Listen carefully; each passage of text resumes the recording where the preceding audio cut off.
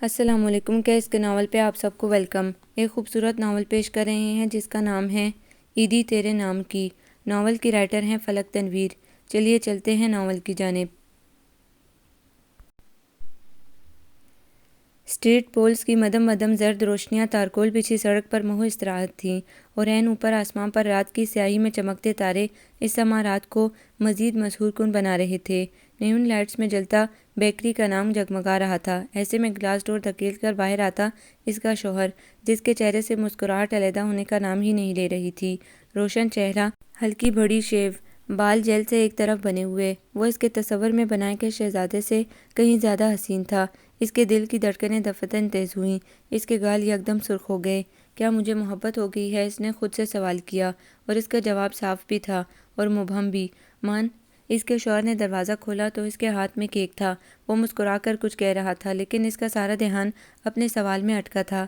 اس کے شوہر نے کیک پیچھے سیٹ پر رکھا اور گاڑی چلانے لگا تھا۔ تم ٹھیک ہو؟ وہ اس سے پوچھ رہا تھا۔ اس نے مسکرا کر سر اس بات میں ہلایا۔ وہ ٹھیک تھی، ضرورت سے زیادہ ٹھیک تھی۔ اس کی گود میں رکھی ڈاکٹر رامین کی فائل، جس میں اس کی زندگی کی سب سے بڑی خوشخبری تھی۔ امی کہہ رہی تھی کہ اب بزنس سے زیادہ اپنی زوجہ پر دھیان دینا ہوگا تمہیں، اس کا شوہر مسکرا کر کہہ رہا تھا۔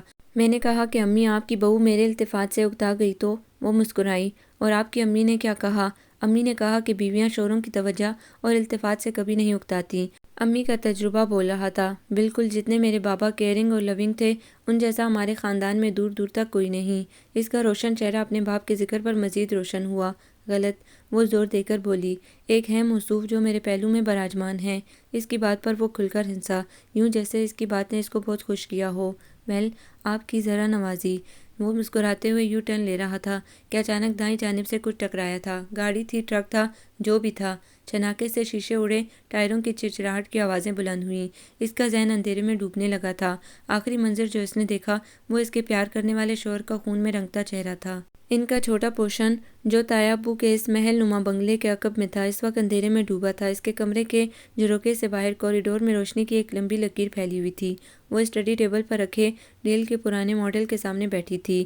وہ کل کی پریزنٹیشن کے لیے سلائیڈز بنا رہی تھی۔ دفعتاً لیپ ٹاپ نے لیو بیٹری کا اشارہ دیا۔ ناگواری سے اٹھتے ہوئے اس نے نیچے رکھے چارجر کو اٹھایا۔ اسی وقت ہیل کی ٹک ٹک کی آوازیں ابھری، اجلت بھری ٹک ٹک کی آوازیں۔ وہ جانتی تھی دروازہ کھول کر وانیا کیا کہنے والی تھی۔ منو، چچی بلا رہی ہیں تمہیں، ناک منہ چڑھا کر کہتے ہوئے وہ جاتے جاتے مڑی۔ میرا ایک کام کر دو گی؟ وہ چہرے پر مسکان سجا کر بولی۔ میری پریزنٹیشن بھی بنا دینا، میں تمہیں اپنا ایچ پی والا ماڈل بھی دے دوں گی، ویسے بھی پڑا رہتا ہے جب سے میں نے میک بک لیا ہے۔ وہ نہیں تھینک یو کہنے ہی والی تھی کہ وانیا بولی، او کم آن منو، یہ لیپ ٹاپ اب بیکار ہو چکا، کباڑ میں پھینک دو۔ اس کو تو میں نے بھی 2 سال یوز کیا تھا، اور تمہارے پاس بھی اس کو 3 سال ہو ہی چکے ہوں گے۔ اس کا فون بجنے لگا۔ وہ اپنے مہنگے بیگ سے فون نکالنے لگی۔ منو نے اب اس کے حلیے کو غور سے دیکھا۔ نک سک سے تیار سفید گھٹنوں تک چھوتے شرٹ پر لیدر کا منی کوٹ پہنے، وہ یقیناً اپنی فرینڈز کے ساتھ ڈنر پر جانے والی تھی۔ او فار گاڈ سیک، جی آ رہی ہوں، پھر سے کال کی تو میں پلان کینسل کر دوں گی، ناگواری سے کہتی وہ فون بند کرتے اس کی طرف مڑی، جو خاموشی سے اس کو ہی دیکھ رہی تھی۔ اوکے، تم میرے روم سے لیپ ٹاپ لے لینا اور پریزنٹیشن میرے میک بک پر بنانا۔ اوکے بائے، خدا حافظ، اس نے دھیمے لہجے میں کہا۔ خاموشی میں اس کی ہیلز کی ٹک ٹک گونج رہی تھی۔ وانیا کے جانے کے بعد دوبارہ خاموشی چھا گئی۔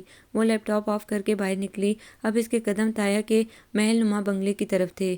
تایا کا یہ قصر تائی کی مرہون منت تھا۔ تائی نور العین شہر کے مشہور بزنس مین کی اکلوتی اولاد تھی۔ وہ تایا سے محبت کرتی تھی، اور تایا بھی ان کی دولت کے سامنے خاموش تھے۔ یوں یونیورسٹی میں پروان چڑھتی محبت شادی پر اختتام پذیر ہوئی۔ جہیز میں ان کو یہ گھر ملا اور بزنس میں شراکت داری بھی۔ اب تایا کی دولت کے پیچھے ان کی اپنی محنت بھی تھی۔ دن رات محنت کر کے انہوں نے اپنی 2 کمپنیوں کو بے پناہ کامیابیوں سے ہمکنار کیا۔ اس کے برعکس اس کا باپ کم تنخواہ میں گزر بسر کرنے والا ایک عام آدمی تھا۔ ان کی وفات کو تقریباً 7 سال ہونے کو آئے تھے۔ ابو کی وفات کے بعد تایا انہیں اپنے گھر لے آئے۔ پہلے پہل تو وہ اوپر پورشن میں رہتے تھے، لیکن بعد میں تائی کے کہنے پر انہوں نے بنگلے کے پیچھے ایک چھوٹا سا پورشن تعمیر کروایا۔ مدت بیگم اس میں بھی خوش تھیں کہ سر ڈھانپنے کے لیے چھت تو میسر تھی۔ ماضی یوں ایک دم سے اس کو اپنی لپیٹ میں لے چکا تھا کہ کب وہ کچن میں پہنچی اس کو اندازہ بھی نہ ہو سکا۔ میں تمہیں کالز کر رہی تھی، تم نے اٹھائی کیوں نہیں؟ مدت بیگم پھرتی سے کچن میں کام کر رہی تھی۔ وہ ناگواری سے امی کو دیکھتی رہی۔ ان کا کک کہاں مر گیا امی، جو آپ ان کی مفت کی کک بنی ہوئی ہیں؟ بری بات منو، تمہارے تایا کے کچھ مہمان آ رہے ہیں اور کک کی بہن کی شادی ہے۔ تو وہ چھٹی پر ہے، اس لیے انہوں نے مجھ سے کہا وہ جو ہمارے لیے کرتے ہیں اس کے سامنے میرا یہ ایک دعوت کے لیے کھانا پکانا تو کچھ بھی نہیں۔ امی مسکرا کر کہہ رہی تھیں۔ وہ ہمیشہ سے ہی تایا کی یوں ہی عزت کیا کرتی تھیں۔ آپ ہمیشہ ہی پازیٹیو سوچتی ہیں، لیکن آپ نے مجھے کیوں بلایا؟ میری کل پریزنٹیشن ہے۔ اوہ میں تو بھول ہی گئی۔ تم یہ سب سرو کرنے میں میری مدد کرو، لیکن اس سے پہلے کچھ کھا لو۔ میں پلاؤ نکال رہی ہوں تمہارے لیے، یہ پلیٹ پکڑانا۔ نہیں امی، مجھے بھوک نہیں ہے، منو بیزاری سے بولی۔ امی نے پیچھے پلٹ کر ناراضی سے دیکھا۔ اس سے پہلے کہ امی جذباتی ہو کر کچھ کہتی، اس نے فوراً پلیٹ پکڑائی۔ ویسے بھی اس کو سخت بھوک لگی تھی۔ آئینے کے سامنے کھڑے بہزاد کے ماتھے پر شکنیں تھیں، اور یہ تب ہوتا جب نصرت جہاں اس کی شادی کا ذکر کرتی۔ اس نے کوفت بھرے انداز میں ٹائی پہنی اور پھر مڑ کر اپنا بریف کیس اٹھایا۔ امی، یہ ٹاپک نتاشا کے جانے کے بعد بند ہو چکا ہے۔ آپ ہر دفعہ کیوں میرا موڈ خراب کرنے کے لیے اس ٹاپک کو چھیڑتی ہیں؟ ناگواری سے کہہ کر اب وہ باہر نکل رہا تھا۔ نصرت جہاں حسب معمول اس کو سمجھانے کے لیے جذباتی حربہ استعمال کرنے والی تھی، اس لیے ان کے بولنے سے پہلے کہنے لگا، خاندان کے نام کو آگے بڑھانے کے لیے جہانگیر ہے نا؟ اسی وقت یونیورسٹی کے لیے تیار جہانگیر سیڑھیوں سے اتر رہا تھا۔ جہانگیر کے لبوں پر ایک شریر مسکان کھلی۔ مما ایک بات پوچھوں؟ نصرت جہاں نے پیچھے مڑ کر غضبناک نظروں سے گھورا۔ نہیں، آپ کا یہ نقصان ہوگا، میں تو آپ کو بھائی کی پسند بتانے والا تھا۔ شرارت بھری نگاہیں بہزاد پر ٹکی تھیں۔ بہزاد نے جانچتی نظروں سے اس کو دیکھا اور اگلے ہی پل اس کی شرارت کی تہہ تک پہنچ چکا تھا۔ اس کے ماتھے پر شکنوں میں اضافہ ہوا۔ اس نے خبردار جو کچھ کہا تو کی نظروں سے اس کو گھورا۔ اگلے ہی پل نصرت جہاں جہانگیر کا بازو دبوچے اس کو لاؤنج کی طرف لے جانے لگی۔ امی، ناشتہ کرنا ہے مجھے پلیز، وہ کرا رہا تھا۔ لاؤنج کی طرف اس کو لے جاتی نصرت جہاں مڑی۔ امی، وہ میری کالج کی دوست تھی، ایک ہفتے پہلے اس نمونے نے ہمیں ایک ریسٹورنٹ میں دیکھ لیا تھا۔ بہزاد کی بیزار آواز نے ان دونوں کا تعاقب کیا۔ نصرت جہاں کی گرفت ڈھیلی ہوئی اور اسی وقت جہانگیر نے کراہتے ہوئے اف کیا۔ کہاں کی ہے؟ اسلام آباد، جہانگیر نے فوراً جواب دیا۔ بہزاد نے اس کو گھورا، یعنی اس نے رامین کی انویسٹیگیشن بھی کر لی تھی۔ کیسی ہے؟ بہت پیاری ہے امی، یہ جواب بھی جہانگیر نے دیا تھا۔ پھر اسی ہفتے ہم ان کے گھر رشتہ لے کر جائیں گے۔ نصرت جہاں دو ٹوک لہجے میں بولی۔ یہ ممکن نہیں۔ بہزاد کا لہجہ بھی دو ٹوک تھا۔ کیوں ممکن نہیں؟ ہم ہر حال میں اس رشتے کو ممکن بنائیں گے، دیکھنا تم۔ نصرت جہاں بولی۔ ہاں آپ ممکن بنا سکتی ہیں امی۔ وہ آگے بڑھا اور امی کے ماتھے پر بوسہ دیا، پھر مسکرایا، صرف ایک صورت میں، اس کی طلاق کروا کے۔ اب وہ کھل کر ہنسا تھا۔ اور مسٹر جہانگیر، نکلی شرلاک ہومز، انسٹاگرام پر اسٹاک کرنے سے کسی کی ساری انفارمیشن نہیں مل جاتی، گرو اپ۔ وہ پھر سے ہنسا تھا۔ نصرت جہاں آنکھوں میں دنیا جہاں کے انگارے سمو کر جہانگیر کی طرف مڑی۔ جہانگیر نے کندھے اچکائے۔ آج کل کی لڑکیوں کا کوئی بھروسہ نہیں امی۔ امی آپ پھر سے وانیہ کے کپڑے اٹھا کر لے آئیں۔ وہ یونیورسٹی سے تھکی آ رہی آئی تو اس کے کمرے میں وانیہ کے کپڑے تھے جو اس نے 4-5 دفعہ پہنے ہوئے ہوں گے۔ نئے نکور کپڑے ہیں منو، لیکن اترن ہے۔ بچپن سے لے کر آج تک میں وانیہ کی اترن پہنتی آئی ہوں۔ آپ نہیں جانتی کتنی اذیت ہوتی ہے جب جب وہ جتاتی ہے۔ اس کی آنکھیں آنسوؤں سے چمکی اور ہونٹ لرز سے گئے تھے۔ دیکھو میری جان، دنیا میں کتنے… مدت بیگم اس کا ہاتھ پکڑ کر نرمی سے کہنے لگی کہ منو نے ہاتھ جھٹکے۔ ہاں پتہ ہے مجھے، دنیا میں بہت سے ایسے لوگ ہیں کہ جن کے سر پر چھت نہیں، پہننے کے لیے کپڑے نہیں اور پیروں میں جوتے نہیں۔ آپ مجھے یہ ایموشنل ڈائیلاگز مت سنایا کریں۔ تم آج کل اتنا منفی کیوں سوچ رہی ہو؟ تمہارا رویہ کیوں بدل رہا ہے؟ میں کئی روز سے نوٹ کر رہی ہوں۔ مدت بیگم نے نرمی سے استفسار کیا۔ دفتن منو کی نگاہیں ان کی جانب اٹھیں، شکوہ کناں نگاہیں۔ جانے کیوں ہر گزرتے دن کے ساتھ اس کی حساسیت میں اضافہ ہوتا جا رہا تھا۔ تمہیں وانیہ نے کچھ کہا ہے؟ امی کی نگاہیں اس پر جمی تھی۔ نہیں۔ اس نے نگاہ چرائی اور اس کی چوری پکڑی گئی۔ تم مجھ سے جھوٹ نہیں بولتی تھی منو۔ ان کا لہجہ ناراضی لیے تھا۔ بہت کچھ کہا ہے اس نے، لیکن پتہ ہے امی میں نے کیا کیا؟ میں نے اس کو معاف کیا کیونکہ یہ میری ماں نے مجھے سکھایا ہے، اور مزے کی بات میں اس کی اترن بھی پہنتی ہوں۔ یہی بتانے کے لیے اس نے یہ کپڑے بھیجے ہیں۔ اس نے کپڑے اٹھائے اور باتھ روم کی طرف بڑھ گئی۔ مدت بیگم خاموشی سے اس کو جاتا دیکھتی رہیں۔ جب وہ نکلی تب بھی مدت بیگم اسی انداز میں کھڑی تھی۔ ان کو منو کے انداز نے ہلا دیا تھا، لیکن وہ کیا کرتی؟ جا کر وانیہ سے باس پرس کرتی اور اگلے ہی لمحے ان کو ہاتھ سے پکڑ کر نورالعین بھابھی نکال باہر کرتی۔ پھر وہ اپنی جوان بیٹی کو لے کر کس کے در پر جاتی؟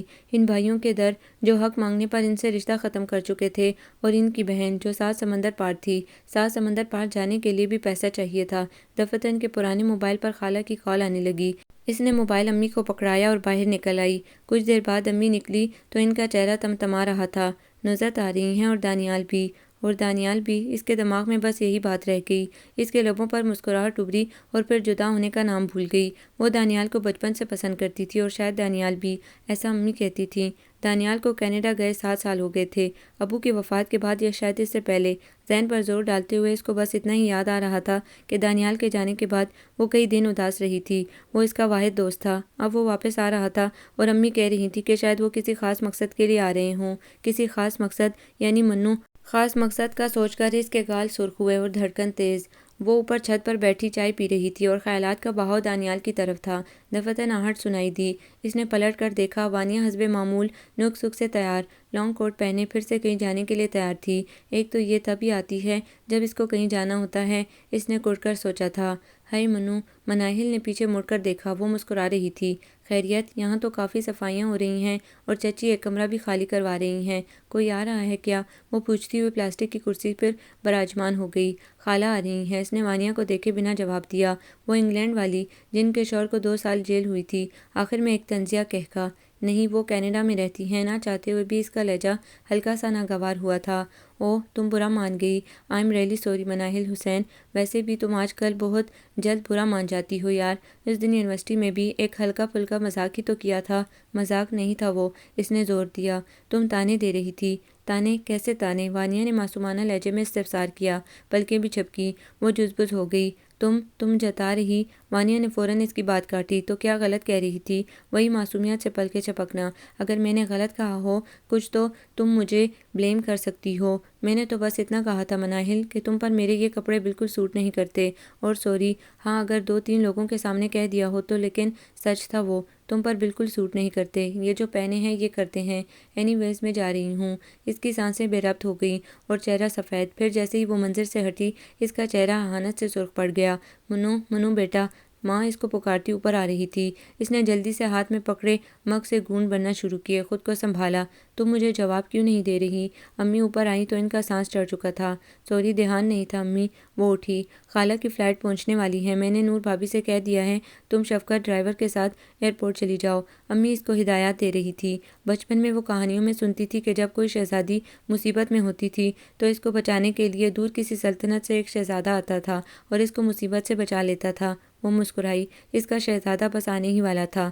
نتاشا سے بہزاد کی شادی ابو کی پسند سے ہوئی تھی۔ نتاشا ابو کے ایک دوست کی اکلوتی بیٹی تھی اور ان دنوں نتاشا کا باپ کسی بزنس ڈیل میں حسن بہزاد کے والد کا پارٹنر تھے۔ اپنی اس دوستی کو مزید تقویت دینے کے لیے انہوں نے اس کو رشتہ داری میں بدلنا چاہا تھا۔ نتاشا اس کی آئیڈیل نہیں تھی، وہ بلا شبہ بہت خوبصورت تھی، لیکن وہ ایک اچھی بیوی ہرگز نہیں تھی۔ وہ پوری ایمانداری کے ساتھ اس رشتے کو نبھانا چاہ رہا تھا، لیکن نتاشا اس کے ساتھ وفادار نہیں تھی۔ اس کا اپنے کسی کلاس فیلو کے ساتھ افیئر چل رہا تھا جب اس نے اس کو ایک ریسٹورانٹ میں رنگے ہاتھوں پکڑا۔ پھر ان کے درمیان خوب جھگڑا ہوا اور بات طلاق پر ختم ہوئی۔ وہ طلاق مانگ رہی تھی۔ نتاشا کے بعد اس کو شادی میں کوئی انٹرسٹ ہی نہ رہا اور وہ اس کھیل میں بری طرح ہار چکا تھا۔ وہ ایک میٹنگ کر کے اپنے آفس میں آیا تو اس کا دوست عثمان آیا بیٹھا تھا۔ شادی کر لو بہزاد۔ سلام دعا کے بعد عثمان کا پہلا جملہ یہی ہوتا تھا۔ اوف، وہ تنگ آ چکا ہوں میں۔ اس جملے کو سن کر اس کو سخت کوفت ہوئی۔ تو شادی کر کے اس کوفت سے چھٹکارا حاصل کر لو نا۔ عثمان کے پاس اس کوفت کا حل موجود تھا۔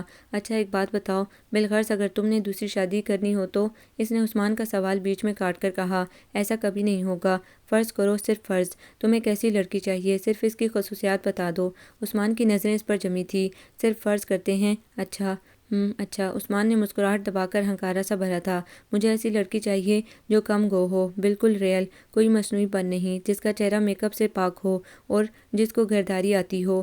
آئی نو، بہت ٹپیکل سوچ ہے میری، لیکن مجھے بیوی چاہیے، صرف بیوی جو گھر بنانا جانتی ہو، لیکن ایسی لڑکی مجھے کبھی نہیں ملے گی۔ اس کی پرسوچ نگاہیں ابھی تک کسی غیر مرئی نقطے پر جمی تھی۔ تم ڈائجسٹ پڑھتے ہو؟ آئی مین وہ خواتین کے لیے جو شائع ہوتے ہیں۔ عثمان نے یکدم اس سے استفسار کیا۔ نہیں تو، اس نے نہ سمجھتے ہوئے جواب دیا، کیونکہ ایسی لڑکیاں ڈائجسٹ کی کہانیوں میں ملتی ہیں۔ اب کی بار وہ کھل کر ہنسا تھا۔ پہلے تو اس نے گھورا، پھر عثمان کی ہنسی میں اس کی ہنسی بھی شامل ہو گئی۔ شام کھنکتی اور آسمان کے کناروں پر شفق کی سرخیاں امڈ آئی تھیں۔ جلد ہی 4 سو نیلگو روشنیاں چھانے لگی تھیں۔ ان کے چھوٹے پورشن کے اس چھوٹے کچن میں آج کھٹ پٹ کی آوازیں خلاف معمول کچھ زیادہ تیز تھیں۔ وہ کچن میں ڈنر کی تیاری کر رہی تھی۔ امی خالہ کے ساتھ تائی کے ہاں گئی تھی۔ دفتن کسی کے کھنکانے پر اس نے پیچھے مڑ کر دیکھا تھا۔ کچن کی چوکھٹ میں دانیال کھڑا تھا۔ وہ تھوڑی سی نروس ہو چکی تھی اور اس کا اندازہ اس کے چہرے اور نگاہوں سے بخوبی کیا جا سکتا تھا۔ تم بالکل نہیں بدلی ہو منو۔ اس کی آواز گونجی، انگریزی لہجے کی چگلی کھاتا ہوا لہجہ۔ اس نے گہری سانسیں لیں، خود کو کمپوز کیا اور آپ توقف کیا، اس کو دیکھا۔ آپ بدل چکے ہیں، نہیں تو میں تو ویسا ہوں، وہ کھلکھلایا تھا اور اس کے لاپرواہی سے ہنستے ہوئے چہرے کو دیکھے گئی۔ وہ واقعی بدل چکا تھا۔ تم کیا پڑھ رہی ہو آج کل؟ میں فارم ڈی کر رہی ہوں۔ او نائس، آج کل اچھا خاصا اسکوپ ہے فارما کا۔ اسکوپ کسی فیلڈ کا نہیں ہوتا، اسکوپ انسان خود بناتا ہے، یہ ہماری دقیانوسیت ہے۔ اس نے کہا تو اس کا لہجہ مضبوط تھا۔ لگتا ہے تم اب بھی کتابیں پڑھتی ہو، اس لیے فلسفیانہ باتوں کی عادت نہیں گئی تمہاری۔ وہ پھر سے کھلکھلایا تھا۔ وہ ہلکا سا مسکرائی لیکن کہا کچھ نہیں۔ آپ چائے پینا پسند کریں گے؟ خاموشی جب ان دونوں کے درمیان ٹھہری تو اس نے پوچھا، وائی ناٹ، میں اوپر چھت پر جا رہا ہوں۔ دانیال یہ کہہ کر مڑا تھا۔ وہ سوچتے ہوئے چائے بنا رہی تھی۔ جب بن چکی تو اس نے مگ بھرے اور باہر جانے لگی۔ عین اسی وقت دونوں باتیں کرتی اندر داخل ہو رہی تھی۔ السلام علیکم خالہ۔ اس نے رک کر خالہ کو سلام کیا۔ خالہ کے چہرے پر ایک مہربان مسکان آ ٹھہری۔ وعلیکم السلام میری گڑیا، آپ چائے پئیں گی؟ اس نے خالہ کو چائے کی پیشکش کی۔ نہیں گڑیا تم جاؤ، ہم نور بھابی کے ہاں پی چکے ہیں۔ ویسے ان کی بیٹی دکھائی نہیں دی مدت؟ انہوں نے پلٹ کر امی سے استفسار کیا۔ وہ جانے لگی تھی تو اس نے پیچھے امی کا جواب سنا تھا۔ اس کے چہرے پر ایک پرسکون مسکراہٹ آ ٹھہری تھی۔ شکر ہے وانیہ نہیں ہے، ورنہ کچھ الٹا سیدھا کر دینے کی اس کی پرانی عادت ابھی تک گئی نہیں ہے۔ اس نے سوچا تھا وہ مری گئی ہوئی ہے، اپنی دوستوں کے ساتھ کچھ دنوں میں آ جائے گی۔ تم اسنیپ چیٹ یوز نہیں کرتی؟ اس کو آتا دیکھ کر دانیال نے پوچھا تھا۔ نہیں، میں سوشل میڈیا یوز نہیں کرتی ہوں، اس نے مسکرا کر جواب دیا تھا۔ حیرت کی بات ہے، وہ ابرو اچکا کر بولا۔ تو کیا کرتی ہو، بور نہیں ہوتی؟ کتابیں پڑھتی ہوں، فارغ اوقات میں زبانیں سیکھتی ہوں، آج کل فرینچ سیکھ رہی ہوں۔ اس کا لہجہ تفاخر سادگی سے پر تھا۔ وہ متاثر ہوا یا نہیں لیکن مسکرایا ضرور تھا۔ بینجور میری فرینچ یہاں پر خدا حافظ کہتی ہے۔ وہ ہنس پڑی تھی۔ وانیہ فرید، مناہل کے خوف کا دوسرا نام۔ وانیہ شادی کے کئی سال بعد پیدا ہوئی تھی۔ امیر ماں باپ کی اکلوتی اولاد نہ چاہتے ہوئے بھی بگڑ جاتی ہے۔ کچھ اس کی اپنی شخصیت ایسی تھی، خود پسند، ہر قیمتی چیز جو اس کے دل کو بھا جائے اس کو کسی بھی حال میں حاصل کرنے والی۔ خود پرست لوگ کبھی خوش نہیں رہتے کیونکہ ان کو خود کو خوش کرنے کے طریقے ہی نہیں آتے۔ ایسے لوگ ہمیشہ تشنگی میں جیتے ہیں، تشنگی، خالی پن۔ بچپن میں جب اس کا باپ اپنا بزنس سنبھال رہا تھا، ایک دفعہ ان کو کافی نقصان اٹھانا پڑا۔ ان پر برا وقت آیا تھا۔ آسائشوں میں پلتی وانیہ کو کبھی نہ چاہتے ہوئے سمجھوتا کرنا پڑ رہا تھا۔ تب اپنی ایلیٹ کلاس کی دوستوں میں اٹھتے بیٹھتے اس میں ہر اس چیز کو حاصل کرنے کی خواہش ہونے لگتی تھی جو ان کے پاس ہوتا تھا اور اس کے پاس نہیں۔ یہ اس کی شخصیت میں بگاڑ کا پہلا قدم تھا۔ وہ وہاں ان کی ہنسی مذاق سہتی لیکن ان کے ساتھ بیٹھی رہتی۔ اس کو اپنا گروپ نہیں چھوڑنا تھا۔ جب گھر لوٹتی اور منو کو دیکھتی جس کے پاس اس کے جتنی سہولیات نہیں تھیں لیکن وہ ہمیشہ خوش ہوتی تھی، اس کو منو کا رویہ سخت برا لگتا تھا، زہر لگنے لگتی تھی۔ وہ جان کر اپنی مہنگی مہنگی چیزوں کو منو کے سامنے کھولتی، اس کو دکھاتی، نہ چاہتے ہوئے بھی منو کی آنکھوں میں ان کے لیے حسرت ابھرنے لگتی اور جو تسکین اس کو ملتی وہ بیان سے باہر تھی۔ پھر اس کو اپنے غصے اور اپنی حسرت کی بڑاس نکالنے کے لیے کھلونا مل گیا، معصوم کھلونا، یعنی مناہل حسین۔ مناہل کے ابو کی اتنی پینشن نہیں تھی کہ اس کی ماں اس کی آسائشیں پوری کرتی۔ گھر کی باقی ضروریات کا خرچہ تایا اٹھاتے تھے، انہوں نے کبھی جتایا نہیں۔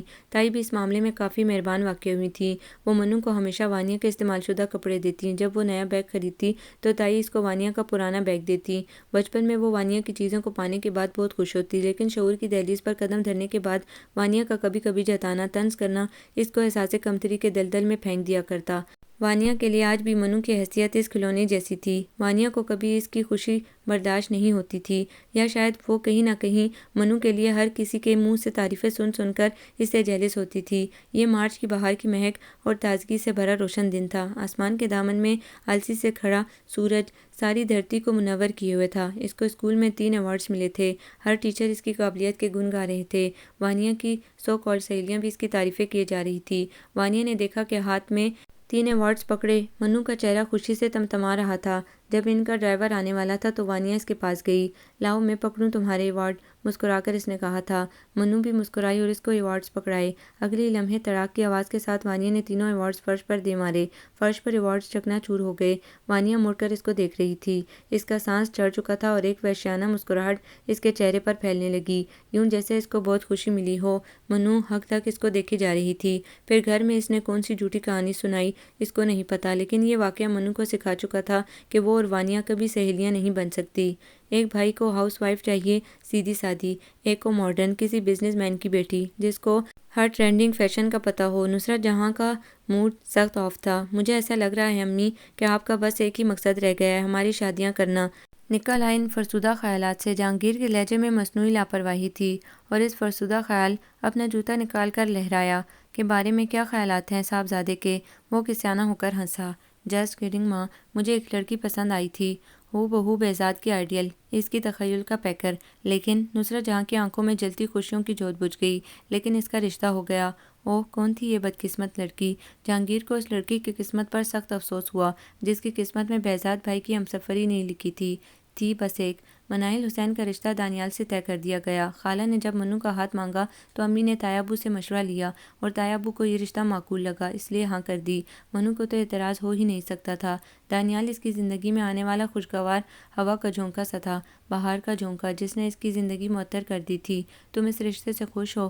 امی اس کا چہرہ پڑھ رہی تھی اور پوچھ بھی رہی تھی۔ آپ کو کیا لگتا ہے؟ اس نے مسکرا کر الٹا سوال داغا۔ مجھے لگتا ہے تم ضرورت سے زیادہ خوش ہو۔ امی نے اس کا چہرہ پڑھ لیا تھا۔ ایسے میں ہل کی مخصوص ٹک ٹک گونجی، یہ گونج وہ پہچانتی تھی۔ مان وانیا کا مسکراتا چہرہ نمودار ہوا، ہونٹ کا ایک کنارہ طنزیہ مسکراہٹ سے پھیل چکا تھا۔ مبارک ہو چچی، چچی کے گلے لگتے اس نے کہا تھا۔ اس نے جان بوجھ کر منو کو مبارکباد نہیں دی۔ یہ سرپرائز بھانجا کہاں سے آ نکلا آپ کا چچی؟ مجھے تو کسی نے میسج بھی نہیں کیا، کال تو دور کی بات، اکلوتی کزن ہوں منو کی، لیکن خیر اس نے تو کبھی مجھے اپنا سگا مانا ہی نہیں۔ ایٹ لیسٹ آپ ہی مجھے بتا دیتی، مجھے تصویر تو دکھا دیتی۔ اب وہ چچی سے گلہ کر رہی تھی۔ منو نے وہاں سے اٹھنا غنیمت جانا تھا۔ دفتن دانیال بھی داخل ہوا۔ تصویر کی کیا ضرورت، لائیو ہی دیکھ لیں۔ مسکراتا دانیال شرارت سے بولا۔ وانیا کی آنکھیں پھٹی کی پھٹی رہ گئیں۔ سامنے کھڑا یہ ہینڈسم لڑکا مناہل کا فیانسی تھا۔ وہ مسکراتا اس سے کچھ کہہ رہا تھا لیکن اس کا سارا دھیان اس کے خدوخال پر تھا۔ اتنا پیارا انسان منو کی قسمت میں نہیں ہو سکتا، قطعاً نہیں، لیکن یہ حقیقت تھی۔ دفتن وہ مسکرائی، ہونٹ کا کنارہ مخصوص انداز میں پھیلا۔ اس نے باہر نکلتی مناہل کی پشت کو دیکھا۔ ہاں بالکل، اتنا پیارا انسان مناہل کی قسمت میں ہوگا ہی نہیں، کیونکہ مناہل کی قسمت میں لکھوں گی اور مٹاؤں گی بھی میں۔ یہ صبح حسب معمول کافی روشن تھی۔ سرما کے اوائل کے دن تھے، دھوپ میں انگڑائی کا خمار تھا اور ہوائیں اگر چلتی تو ہڈیوں میں سنسناہٹ پھیلا دیتیں۔ اس کی منگنی کو ہوئے پورا ایک ہفتہ ہوا تھا اور وانیا کو آئے تیسرا دن تھا۔ وہ گھر کا سارا کام ختم کر چکنے کے بعد اوپر چھت پر اپنی مخصوص جگہ پر بیٹھی کتاب پڑھ رہی تھی۔ امی خالہ کے ساتھ صدر گئی تھی۔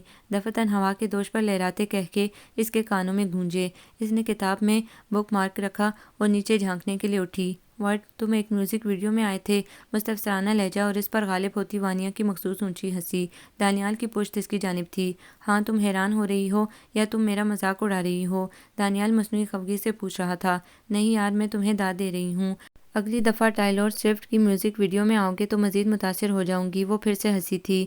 میں اپنے ایجنٹ کو کال کروں گا اور اگر میں آیا تو میں اس البم کی 50 کاپیاں خریدوں گی۔ وہ پھر سے ہنسی تھی۔ اب کی بار اس کا ہنسنا منو کو سخت ناگوار گزرا تھا۔ اچانک جھانکتی مناہل پر وانیا کی نظر پڑ گئی۔ وانیا نے شیطانیت بھری معصومیت سے آنکھیں پٹپٹائیں۔ مسٹر دانیال، لنچ کرنے باہر چلیں، کیا خیال ہے؟ وہ منو کو دیکھ کر دانیال سے پوچھ رہی تھی۔ اچھا خیال ہے، منو کو بلائیں۔ وانیا کو معلوم تھا کہ دانیال نے اس کو نہیں دیکھا تھا۔ لہجے بھر کے لیے دانیال کے چہرے پر ناگواریت چھائی اور اسی لہجے منو کا چہرہ متغیر ہوا۔ شی از سو بورنگ، بٹ تم بلانا چاہو تو؟ دانیال کا لہجہ دھیما تھا۔ چلو ٹھیک ہے، تمہیں بورنگ لگتی ہے، وہ تو نہیں بلاتے، وانیا نے جان بوجھ کر اونچی آواز میں کہا تھا۔ منو فوراً ہٹی۔ اس کی دھڑکنیں اتھل پتھل ہو چکی تھیں۔ کیا دانیال اس کو پسند نہیں کرتا؟ وہ متغیر چہرہ لیے خود سے سوال کر رہی تھی۔ کچھ دیر بعد گاڑی چلنے کی آواز اور گیٹ کھلنے کی آواز آئی۔ اب کی بار اس نے انہیں جھانکا تھا۔ اگر وہ اس کو پسند نہیں کرتا تھا تو انکار کر چکا ہوتا اس رشتے سے۔ اس نے خود کو تسلی دی تھی، کھوکھلی تسلی۔ وہ شام تک وہموں اور وسوسوں میں گھری رہی۔ لنچ کے لیے گئے، وہ دونوں ڈنر کے لیے لوٹے۔ پھر یہ سلسلہ رکا نہیں۔ وہ دونوں گھنٹوں گھنٹوں باتیں کرنے لگے، باہر گھومنے لگے۔ پہل تو خالہ نے درگزر کیا، لیکن پھر جب انہوں نے دیکھا کہ یہ سلسلہ تھمنے کا نام ہی نہیں لے رہا تو انہوں نے دانیال کو ٹوکا تھا۔ رات کے کھانے کے بعد جب دانیال گھر لوٹا تو خالہ کے ماتھے پر شکنیں نمودار ہوئیں۔ رات کو وہ کچن میں پانی پینے گئی تو خالہ اور دانیال کے بند کمرے سے دبی دبی آوازیں آ رہی تھیں۔ وہ رکی، پھر خود کو ملامت کر کے جانے ہی لگی تھی کہ اس نے اپنا نام سنا۔ منو طنزیہ ہنکارا، وہ میری ٹائپ کی نہیں تھی مما، میں آپ کو بتا بھی چکا تھا، لیکن آپ ضد پر اڑی نہیں، میں نے مجبور ہو کر ہاں کی تھی۔ تم بچپن میں اس کو پسند کرتے تھے دانی؟ مجھے لگا کہ منمناتی خالہ۔ منائل کا چہرہ سفید پڑ رہا تھا۔ آپ میری زندگی کا اتنا بڑا فیصلہ میرے بچپن کی پسند ناپسند پر کریں گی؟ اس کا سوالیہ لہجہ کاٹدار تھا اور طنزیہ بھی۔ تو تم کیا چاہتے ہو کہ میں اب منگنی توڑ دوں؟ خالہ کا لہجہ اب اس بے بس ماں کا تھا جو اپنی اولاد کی ضد کے آگے ہار مان چکی ہو۔ بالکل، آپ وانیا کا رشتہ مانگیں، وہ میری آئیڈیل ہے مما۔ منو کے مقابلے وہ کافی اسمارٹ ہے، خوبصورت، فیشن کا سینس ہے اس کو۔ سب سے بڑی بات وہ زندہ دل ہے، بورنگ نہیں ہے منو کی طرح، اپنا کریئر بنانا چاہتی ہے، بہت جائیداد کی مالک ہے، اور سب سے بڑی بات وہ بھی مجھے پسند کرتی ہے۔ اس کا کہنا ہے کہ میں اور منو ایک اچھا کپل کبھی نہیں بن سکتے، وہ میرے لائق ہے ہی نہیں۔ دانیال ایک جذب میں کہے جا رہا تھا، اور وہ جو اس کی لائق نہیں تھی، باہر کھڑی آنکھوں میں امڑ آنے والے آنسوں کو روک رہی تھی۔ دفتن بے صبرے آنسو کے صبر کا پیمانہ لبریز ہوا اور آنسو اس کے گالوں پر خاموشی سے بہنے لگے۔ وہ مزید رکتی تو اس کے پیروں سے بچی کچی جان بھی چلی جاتی، اس لیے وہ اپنے کمرے کی جانب بھاگی۔ اس کی پیاس مٹ چکی تھی۔ میں تو ایک عام سی لڑکی ہوں اور عام سی لڑکیوں کے لیے شہزادے نہیں آتے۔ یہ تم کیا کہہ رہی ہو نزت؟ مدت بیگم کا چہرہ آن کے آن میں سرخ ہوا، دل کی دھڑکنیں بھی تیز ہوئیں۔ سامنے بیٹھی اپنی سگی بہن کو یک ٹک دیکھے گئی۔ مدت، میں اس کی ضد کے آگے ہار مان گئی۔ نزت خالہ کا لہجہ ریاکاری سے مبرا تھا، ان کو سچ میں سخت شرمندگی محسوس ہو رہی تھی۔ دیکھو تم اس کو سمجھاؤ، رشتے مذاق نہیں ہیں۔ آج ایک لڑکی سے منگنی کی اور کل کو دوسری پسند آئی تو اس سے منگنی کرنے دوڑ پڑیں۔ مدت بیگم نے ان کو سمجھانا چاہا تھا۔ اندر بیٹھی منو کی آنکھیں سوجی ہوئی تھی، وہ کل ساری رات روتی رہی تھی، لیکن آج اس کے دل کو سکون تھا۔ وہ اس انکار کے لیے ذہنی طور پر تیار تھی، اس میں اسی کی بہتری تھی۔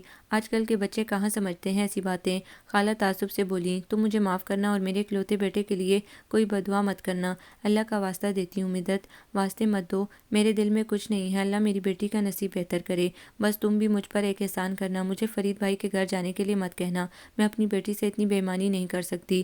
اللہ تمہارے بیٹے کو بھی خوش رکھے، رندے لہجے میں کہتی امی اٹھیں اور اپنے کمرے میں جا بند ہوئیں۔ خالہ وہیں شرمندگی سے سر جھکائے بیٹھی رہیں۔ اس کا دل چاہا کہ جا کر ان کے سر پر کھڑے ہو کر ان کے بیٹے کو بہت ساری بددعائیں دے، لیکن جانے کیوں وہ بیٹھی رہی۔ دانیال کو کیوں دوں بددعا؟ بددعا تو وانیا کو دوں گی۔ اللہ کرے تم بھی ایسا تڑپو، کوئی تم سے بھی تمہاری محبت چھینے اور تم خالی ہاتھ رہ جاؤ۔ فرید صاحب کے ماتھے پر شکنیں ابھریں۔ آپ میری ایک بیٹی سے رشتہ توڑ کر دوسری بیٹی کا ہاتھ مانگ رہی ہیں نزت بہن۔ نزت بیگم پہلو بدل کر رہ گئیں۔ وہ دونوں ایک دوسرے سے محبت کرتے ہیں فرید بھائی، اب ایک انچاہے رشتے میں بندھنے سے بہتر نہیں کہ راستے بدل لیے جائیں۔ نزت بیگم نرمی سے کہنے لگیں، کس نے کہا کہ ہم ایک دوسرے سے محبت کرتے ہیں؟ وانیا کی گونجدار آواز پر سب نے گردن موڑ کر دیکھا۔ وہ لاؤنج کے دروازے میں کھڑے، سینے پر دونوں ہاتھ باندھے، طنزیہ اور مستفسرانہ نظروں سے نزت خالہ کو گھور رہی تھی۔ اس کی یوں اچانک دخل اندازی پر دونوں میاں بیوی نے اس کو ناگواری سے گھورا تھا۔ یہ کیسا انداز ہے بیٹا؟ ادھر آ کر ہمارے ساتھ بیٹھ کر تحمل اور ادب سے بات کرو۔ فرید صاحب نے اس کو لتاڑا تھا۔ وہ مسکراتی ہوئی نزت خالہ کے سامنے جا بیٹھی۔ خالہ، آپ کو کس نے کہا کہ ہم ایک دوسرے سے محبت کرتے ہیں؟ میں اس کو پسند کرتی تھی، وہ ایک اچھا لڑکا ہے، لیکن میں اس سے شادی وادی نہیں کرنے والی، نہ ہی میں نے اس سے کوئی ایسی بات کی ہے۔ وہ اپنی ازلی مصنوعی معصومیت سے آنکھیں پٹ پٹا رہی تھی۔ پھر تم نے اس کو کیوں اکسایا کہ وہ اور منو ایک اچھا جوڑ نہیں ہے؟ خالہ کا چہرہ ایک دم غصے سے لال ببوکا ہوا۔ یہ سراسر جھوٹ ہے، میں نے کب کہا اس کو ایسا؟ میں اپنی کزن کے لیے ایسا کیسے کہہ سکتی ہوں؟ اس کزن کے لیے جس کو میں اپنی ہر ذاتی چیزیں دیتی ہوں۔ وانیا کا لہجہ مضبوط تھا اور اس کی بیک گراؤنڈ سٹوری بھی، یہی اس کے سفید جھوٹ کی نشانی تھی۔ نزت خالہ اٹھیں، اب آپ لوگوں کی طرف سے صاف انکار ہے تو میرا یہاں ٹھہرنا مناسب نہیں۔ خالہ سرخ چہرہ لیے فوراً اپنی بہن کے پوشن جا پہنچی۔ ان کا رخ دانیال کے کمرے کی جانب تھا۔ دروازہ کھڑاک سے کھلا۔ دانیال کہیں جانے کے لیے تیار ہو رہا تھا۔ ان کا غضبناک چہرہ دیکھ کر وہ تھوڑا حیران ہوا۔ پوچھنے ہی والا تھا کہ انہوں نے ایک زناٹے دار تھپڑ اس کے منہ پر مارا۔ شرم سے ڈوب مرو، ایک جھوٹی اور فریب کار لڑکی کے لیے تم نے ایک ہیرا کھو دیا۔ خالہ کو اپنے بیٹی کی سچائی پر یقین تھا، لیکن اس کی بے وقوفی اور بدقسمتی پر افسوس۔ دانیال حق تک رہ گیا۔ اگلی لمحے اس کے قدم وانیا کے گھر کے جانب تھے۔ وانیا لان میں ٹہل رہی تھی۔ وانی، بات سنو۔ دانیال کا چہرہ متغیر تھا۔ تم نے میرے رشتے سے انکار کیوں کیا؟ کیونکہ مجھے تم سے شادی نہیں کرنی، اس لیے؟ ابرو اچکا کر اس نے کہا، تم مجھے پسند کرتی تھی وانیا، تم نے کہا تھا کہ میرا اور تمہارا اچھا جوڑ بنے گا، تم ہی کہتی تھی کہ اس سے منگنی توڑ دو۔ اس کی آواز بلند ہونے لگی۔ ہاں کہا ہوگا، لیکن اب میں نے اپنا ارادہ بدل لیا۔ وہ بے پرواہی سے کہہ رہی تھی، یوں جیسے اس کو پرواہ ہی نہ ہو۔ پوچھو گے نہیں کہ کیوں؟ دانیال سامنے کھڑی اس فریبکار کو گھورتا رہا۔ وہ مسکرائی، کیونکہ منائل نے ہمیشہ میری اترن پہنی ہے، اب اس کی اترن اس کی طرف۔ ابرو اچکا کر اشارہ کر کے، میں کیوں پہنوں؟ آخر میں اس کی وہی مخصوص ہنسی گونجی، وہ ہنسی جو دانیال کو کسی آبشار کی سی لگتی تھی، آج نحوست زدہ لگ رہی تھی۔ تم ایک سائیکو ہو، وہ گرجا تھا۔ پہلی بات آواز نیچے کر کے بات کیا کرو، دوسری بات، ہاں میں سائیکو ہوں، اگر خوش قسمتی آنٹی سے تمہاری شادی ہوئی تو انوائٹ کرنا ضرور۔ یہ کہہ کر وہ رکی نہیں، اندر جانے لگی۔ وہ خون کے گھونٹ پی کر رہ گیا۔ خالہ چلی گئی تھی، انہوں نے امی سے معافی مانگی اور ایک بار پھر سے رشتہ مانگا۔ امی نے صاف انکار کر دیا تھا۔ بیٹیاں اتنی ارزاں نہیں ہوتی کہ کوئی ایک دفعہ ٹکرانے کے بعد آ کر دوبارہ اپنانا چاہے تو تھالی میں سجا کر پیش کر دیا جائے۔ اماں کا لہجہ پہلی بار اتنا کھدرا ہوا تھا۔ خالہ نے اس کے بعد کچھ نہیں کہا اور اپنے سسرال چلی گئیں۔ زندگی ایک دفعہ پھر سے اپنی معمول پر آ گئی، وہی ایک جیسی روٹین، گھر سے یونی اور یونی سے گھر۔ اس کا فائنل ایئر تھا، عنقریب اس کے پراپ ہونے والے تھے۔ اس نے شہزادوں کی خوش فہمیاں نکال کر باہر کر دی تھی۔ اس زمانے میں شہزادے نہیں ہوتے، جو ہوتے ہیں وہ صرف شہزادیوں کا انتخاب کرتے ہیں، جیسی عام سی بورنگ لڑکی کا نہیں۔ اس کا اور وانیہ کا تعلق بالکل ختم ہو گیا تھا۔ تائی نے آ کر اس بےہودہ حرکت پر معافی مانگی تھی، اب وہ اس کی اترن نہیں لیتی تھی۔ اس نے اپنا سارا فوکس اپنے ایگزامز پر رکھا اور پوری محنت سے پڑھنے لگی۔ ایگزام کے بعد اس نے باہر جانا تھا، اس کا تعلیمی ریکارڈ بھی اچھا تھا، عین ممکن تھا اس کو کسی اچھی یونیورسٹی سے اسکالرشپ مل جائے۔ اس کو بس دور جانا تھا، اس گھر سے دور، وانیہ سے بہت دور۔ یونیورسٹی کی سینٹرل لائبریری میں حسب معمول پن ڈراپ خاموشی تھی۔ وانیہ اپنی سو کالڈ سہیلیوں کے ساتھ بیٹھی تھی، ان سب کے حلیے ان کے مہارت کا اظہار کر رہے تھے۔ Trending fashion, trending make up, ان کی مسکراہٹ اور لہجے دونوں مصنوعی تھے۔ وانی کمان یہ منمناتی آواز علیزے کی تھی۔ بالکل بھی نہیں، میں کیوں جاؤں بلائنڈ ڈیٹ پر؟ دماغ خراب ہے تمہارا؟ اگر اس نے مجھے پہچان لیا تو کتنی انسلٹ ہوگی میری۔ اس نے جرجری لی۔ کوئی انسلٹ نہیں ہوگی، انفیکٹ یہ تو بس ایک ہلکا پھلکا سا پرینک ہے وانی، تیز اور صاف انگریزی میں روشنا نے کہا تھا۔ یہ علیزے کی شیطانی تھی۔ علیزے نے انسٹاگرام پر ایک ہینڈسم لڑکے کے ساتھ فلرٹ کیا اور کئی دنوں کی بات چیت کے بعد اب وہ دونوں مل رہے تھے۔ علیزے کی دلچسپی ختم ہو چکی تھی تو اس نے وانیہ کو بھیجنا چاہا۔ وانیہ سارے گروپ میں خوبصورت بھی تھی اور ان کے مقابلے میں امیر بھی۔ وانیہ کسی طور نہیں مان رہی تھی، وہ اس لڑکے کو جانتی تھی لیکن اگر وہ اس کو پہچان گیا تو اسی خوف کے زیر اثر وہ نہیں جا رہی تھی۔ بلیو می، وہ تمہیں بالکل نہیں پہچانے گا۔ علیزے نے اس کی ڈھارس بندھائی۔ اوکے فائن، میں جا رہی ہوں، یہ کہہ کر وہ اٹھی۔ اس پرینک کے بعد تم مجھے شاپنگ کروا رہی ہو؟ ڈن، علیزے کھلکھلائی۔ بس تم نے کسی طرح اس لڑکے کو بھگانا ہے کہ وہ مجھے ڈائریکٹ بلاک کر دے۔ انہوں نے اس کو اس مہنگے ریسٹورنٹ میں اتارا جہاں سیٹ پہلے ہی محفوظ تھی۔ وہ ملازم کے پیچھے ہوتے ہوئے اپنی سیٹ پر جا پہنچی تو وہ موبائل پر جھکا ہوا تھا۔ وہ کھنکھاری۔ لڑکے نے فوراً سر اٹھا کر دیکھا، دونوں ایک دوسرے کو ایک پل کے لیے دیکھتے رہ گئے۔ آئی ایم ریئلی سوری، میں لیٹ ہو گئی، وہ معذرت خواہانہ لہجے میں کہتی بیٹھی۔ اٹس اوکے، لڑکے نے خندہ پیشانی کے ساتھ معذرت قبول کی۔ ویسے بھی لڑکیاں جلدی نہیں آتی، کندھے اچکائے۔ میں ویسی لڑکی نہیں ہوں، لیکن آپ ٹھیک کہہ رہے ہیں ماہر۔ ماہر اپنے اسم پکارنے پر گڑبڑایا، پھر سنبھل گیا۔ وہ یعنی جہانگیر، جو کہ جعلی ماہر بنا بیٹھا تھا، مسکرایا۔ لڑکیاں آرگیو نہ کریں تو کتنی اچھی لگتی ہیں۔ اس کی آنکھوں میں چمک دھر آئی۔ سامنے بیٹھی لڑکی کا انداز، لب و لہجہ، حلیہ، سب اس کی آئیڈیل لڑکی کے عین مطابق تھا۔ وہ دل ہی دل میں اپنے دوست ماہر کا شکریہ ادا کرنے لگا۔ جہانگیر کو بھی وانیہ کی طرح اپنی دوست نے اپنی جگہ جعلی ماہر بنا کر بھیجا تھا۔ علیزے کی طرح اس نے بھی کہا تھا کہ کسی طرح اس لڑکی سے چھٹکارا حاصل کرنا ہے کہ وہ اس کی جان چھوڑے۔ بالکل آپ نے ٹھیک کہا، وہ مسکرائی۔ ان جیسے لڑکوں کو سیدھی سادی لڑکیاں ہمیشہ بور کرتی ہیں، اس لیے اس کے ہر سوال کے ہاں میں ہاں جواب دے رہی تھی۔ کیا آرڈر کریں گی آپ؟ آپ کافی دیر سے بیٹھے ہیں انتظار میں، اس لیے آپ ہی آرڈر کر لیں۔ شور۔ وہ مینیو سلیکٹ کر کے اب اس کو پوری توجہ سے دیکھ رہا تھا۔ بھاڑ میں گئی علیزے، اوف کتنا ہینڈسم ہے، میں اس کو قطعاً نہیں بھگانے والی۔ تو آپ کیا کرتی ہیں؟ یہ سوال جہانگیر کے منہ سے پھسلا، پھر خود ہی اس پر پشیمان ہوا۔ کیا پتہ یہ فارمل بات چیت ان کے درمیان ہو چکی ہو۔ اوف ماہر، تمہارا بیڑا غرق ہو، پہلے سے سب بتانا تھا نا، میں فارم ڈی کر رہی ہوں۔ اس کے منہ سے بھی فوراً پھسلا۔ ویسے انسٹاگرام پر بھی سنیپ چیٹ کا وہ 24 گھنٹے بعد میسیجز آٹو ڈیلیٹ ہونے والا فیچر نہیں متعارف ہوا ہے۔ وہ مسکرا کر ہلکا پھلکا طنز کر گئی، یہ اس کو چیک کرنے کے لیے کہ اس کو کچھ یاد ہے کہ نہیں۔ یو ور بینگ سرکاسٹک، وہ ہنستا تھا، لیکن یہ سچ ہے کہ میں سب کچھ بھول چکا ہوں، مجھے چیٹ پر ہونے والی گفتگو اکثر یاد نہیں رہتی۔ اس نے دل ہی دل میں پھر سے ماہر کو کوسا تھا۔ کوئی بات نہیں، ویسے بھی یہ ہماری پہلی ملاقات ہے، اس لیے ہم ان سب کو ریوائنڈ کر لیتے ہیں، وہ خوشگوار لہجے میں بولی۔ ویل پلے وانیہ، اس نے خود کو داد دی تھی۔ آپ کیا کرتے ہیں؟ میں MBA کر رہا ہوں، دراصل ہمارا اپنا بزنس ہے جو میرا بڑا بھائی سنبھالتا ہے، بس آخری سیمسٹر کے بعد میں بھی ان کا آفس جوائن کرنے والا ہوں۔ ایسے میں ان کا کھانا آ گیا اور سامنے رکھ دیا گیا۔ یہ تو بہت اچھی بات ہے، یعنی آپ پہلے سے سیٹل ہیں، اس نے سراہا تھا۔ بالکل، آپ کچھ ایسا ہی کہہ سکتی ہیں، اس نے مسکرا کر سر ہلایا تھا۔ بڑے بھائی کی شادی ہو چکی ہوگی اور اب آپ کی باری ہوگی۔ وہ جہانگیر کے چہرے کے تاثرات پر نظر جمائے ہوئے تھی۔ نہیں، یہاں آپ کا گیس غلط ہوا، بڑے بھائی کے حال ہی میں طلاق ہوئی ہے۔ اوہ، سن کر افسوس ہوا، ایم سوری، میری امی اب ہم دونوں بھائیوں کے لیے لڑکی ڈھونڈ رہی ہیں۔ اس کی کھلکھلاہٹ میں دلکشی تھی، نہ چاہتے ہوئے بھی وہ اس کو دیکھے گئی۔ اوہ ویل، بیسٹ آف لک۔ ویسے آپ کو کس ٹائپ کی لڑکیاں پسند ہیں؟ آنکھیں چندیا کر سر جھکاتے جہانگیر کو دیکھتے ہوئے اس نے استفسار کیا تھا۔ جہانگیر اب مسکرا کر جواب دے رہا تھا، دانیال نامی باپ اس کی زندگی سے نکل چکا تھا، وہ اس پر خوش تھی، وہ وقتی پسندیدگی تھی، وہ اس بات پر شکر گزار تھی کہ اس نے محبت جیسا قیمتی جذبہ اس پر ضائع نہیں کیا۔ اس کا رزلٹ بھی آ چکا تھا اور آئلز میں اس کی آرٹ بینڈز بھی۔ اب وہ مختلف یونیورسٹیز میں اسکالرشپس کے لیے اپلائی کیے جا رہی تھی۔ اس کے لیے ایک دو رشتے آئے تھے لیکن وہ طایا ابو نے ریجیکٹ کر دیے تھے۔ امی ان کے فیصلوں کا احترام کرتی تھیں۔ صبح کی سنہری دھوپ چھت پر سرک سرک کر اتر رہی تھی۔ وہ چھت پر رکھے گملوں میں پودوں کو پانی دے رہی تھی۔ ایسے میں نیچے سے امی کی صدائیں سنائی دیں۔ اس سے پہلے کہ ہامتی کامتی امی اوپر چلی آتی، وہ جلدی سے نیچے اتری۔ امی کچن میں کھڑی آٹا گوندھ رہی تھی۔ تائی بلا رہی تھی تمہیں، امی نے اس کو بلانے کی وجہ بتائی۔ تمہارا فون بند تھا، کالز کر رہی تھی تمہیں، جاؤ بیٹا۔ وہ جی امی کہتی چلی گئی۔ جیسے ہی وہ وہاں پہنچی تائی امی تیار ہی کھڑی تھیں۔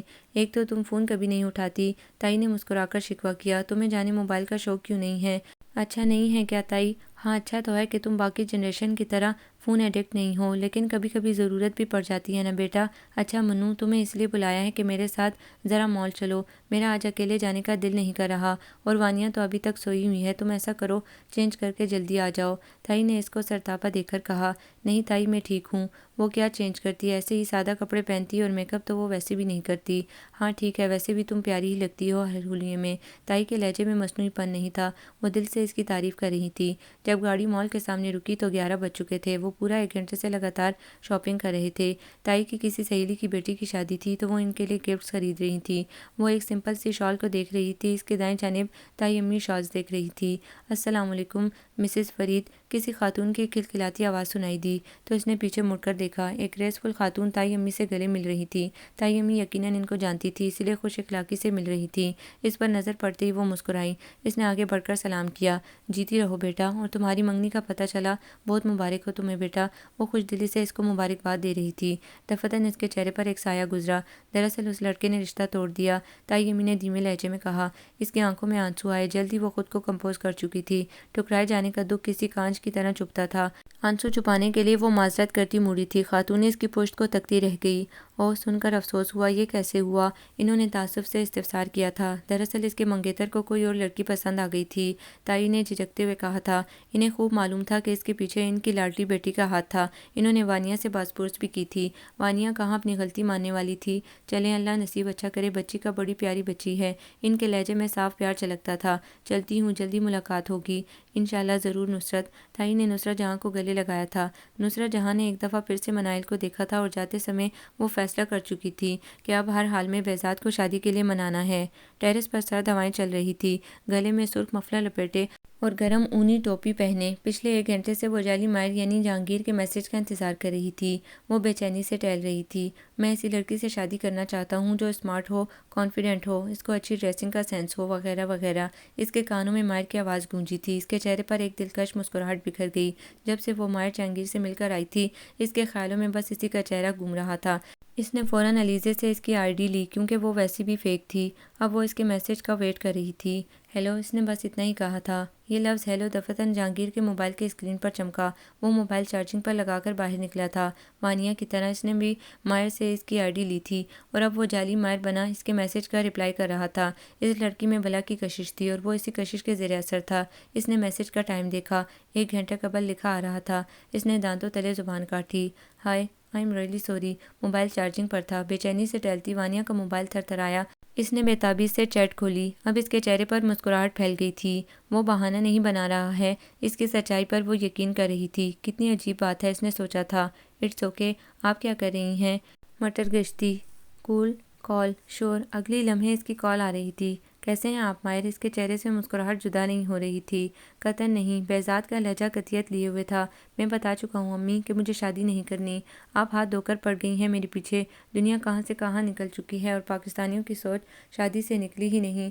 اس نے لیپ ٹاپ بند کیا اور سامنے بیٹھی نصرت جہاں سے ناگواری سے کہا، ہاں بالکل تم صحیح کہہ رہے ہو، اس لیے دنیا کی آبادی روز بروز کم ہو رہی ہے کہ دنیا والے شادی کے بارے میں نہیں سوچتے اور بہت آگے نکل چکے ہیں۔ نصرت جہاں نے طنزیہ مسکرا کر کہا، امی دیکھیں ایک کے بعد اب میرا بالکل دل نہیں کر رہا۔ بہت سے لوگوں کی پہلی شادی ناکام ہو جاتی ہے، اس کا مطلب یہ ہرگز نہیں کہ دوسری بھی ناکام ہو جائے گی۔ اب کی بار نصرت جہاں نرمی سے بولی تھی، نہیں امی بس آپ مجھے فورس نہیں کریں گی۔ وہ اٹھنے لگا تھا۔ اس دن تو تم نے کہا تھا عثمان کو مجھے گھریلو ٹائپ کی لڑکی چاہیے، نصرت جہاں نے سرحد سے کہا۔ باہر جاتے بہزاد کے قدم وہیں تھمے۔ تو اس دن آپ نے بھیجا تھا اس کو مجھ سے باتیں اگلوانے کے لیے؟ ہاں میں نے بھیجا تھا کہ تمہیں سمجھائے، ذرا اس کو دیکھ نہیں رہے کتنا خوش ہے، ماشاءاللہ سے 2 بیٹیاں ہیں اس کی، بیوی گھریلو ٹائپ کی ہے بھی نہیں، اور اس کی شادی کتنی کامیابی سے چل رہی ہے۔ نصرت جہاں کا انداز اب حقائق لیے ہوئے تھا۔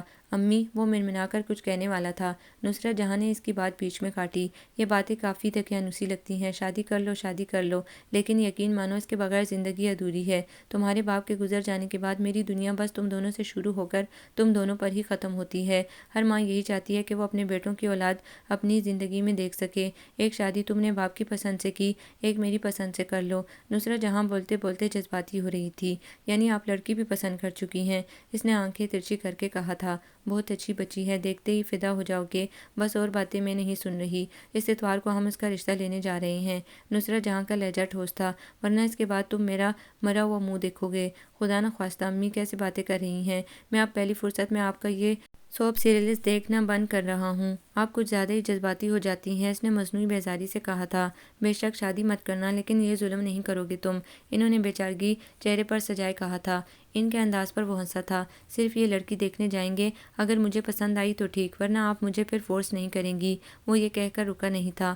لیپ ٹاپ کی نیلی روشنی اس کے چہرے پر پڑ رہی تھی اور وہ بغور لیپ ٹاپ کی اسکرین کو کوڑے جا رہی تھی۔ اس کے سامنے 2-3 یونیورسٹیز کی ای میل کھلے تھے جہاں اس سے معذرت کی گئی تھی۔ اس کا دل بھر آیا۔ ایک جھٹکے سے اس نے لیپ ٹاپ بند کیا۔ باہر جانے کی خواہش بھی اب دل میں دبانی پڑے گی۔ وہ بیزاریت سے باہر نکلی تو سامنے تائی چلتی آ رہی تھی۔ ان کا انداز عجلت بھرا تھا۔ تمہاری امی کہاں ہیں؟ اس کے سلام کا جواب دیتے ہی انہوں نے پوچھا تھا۔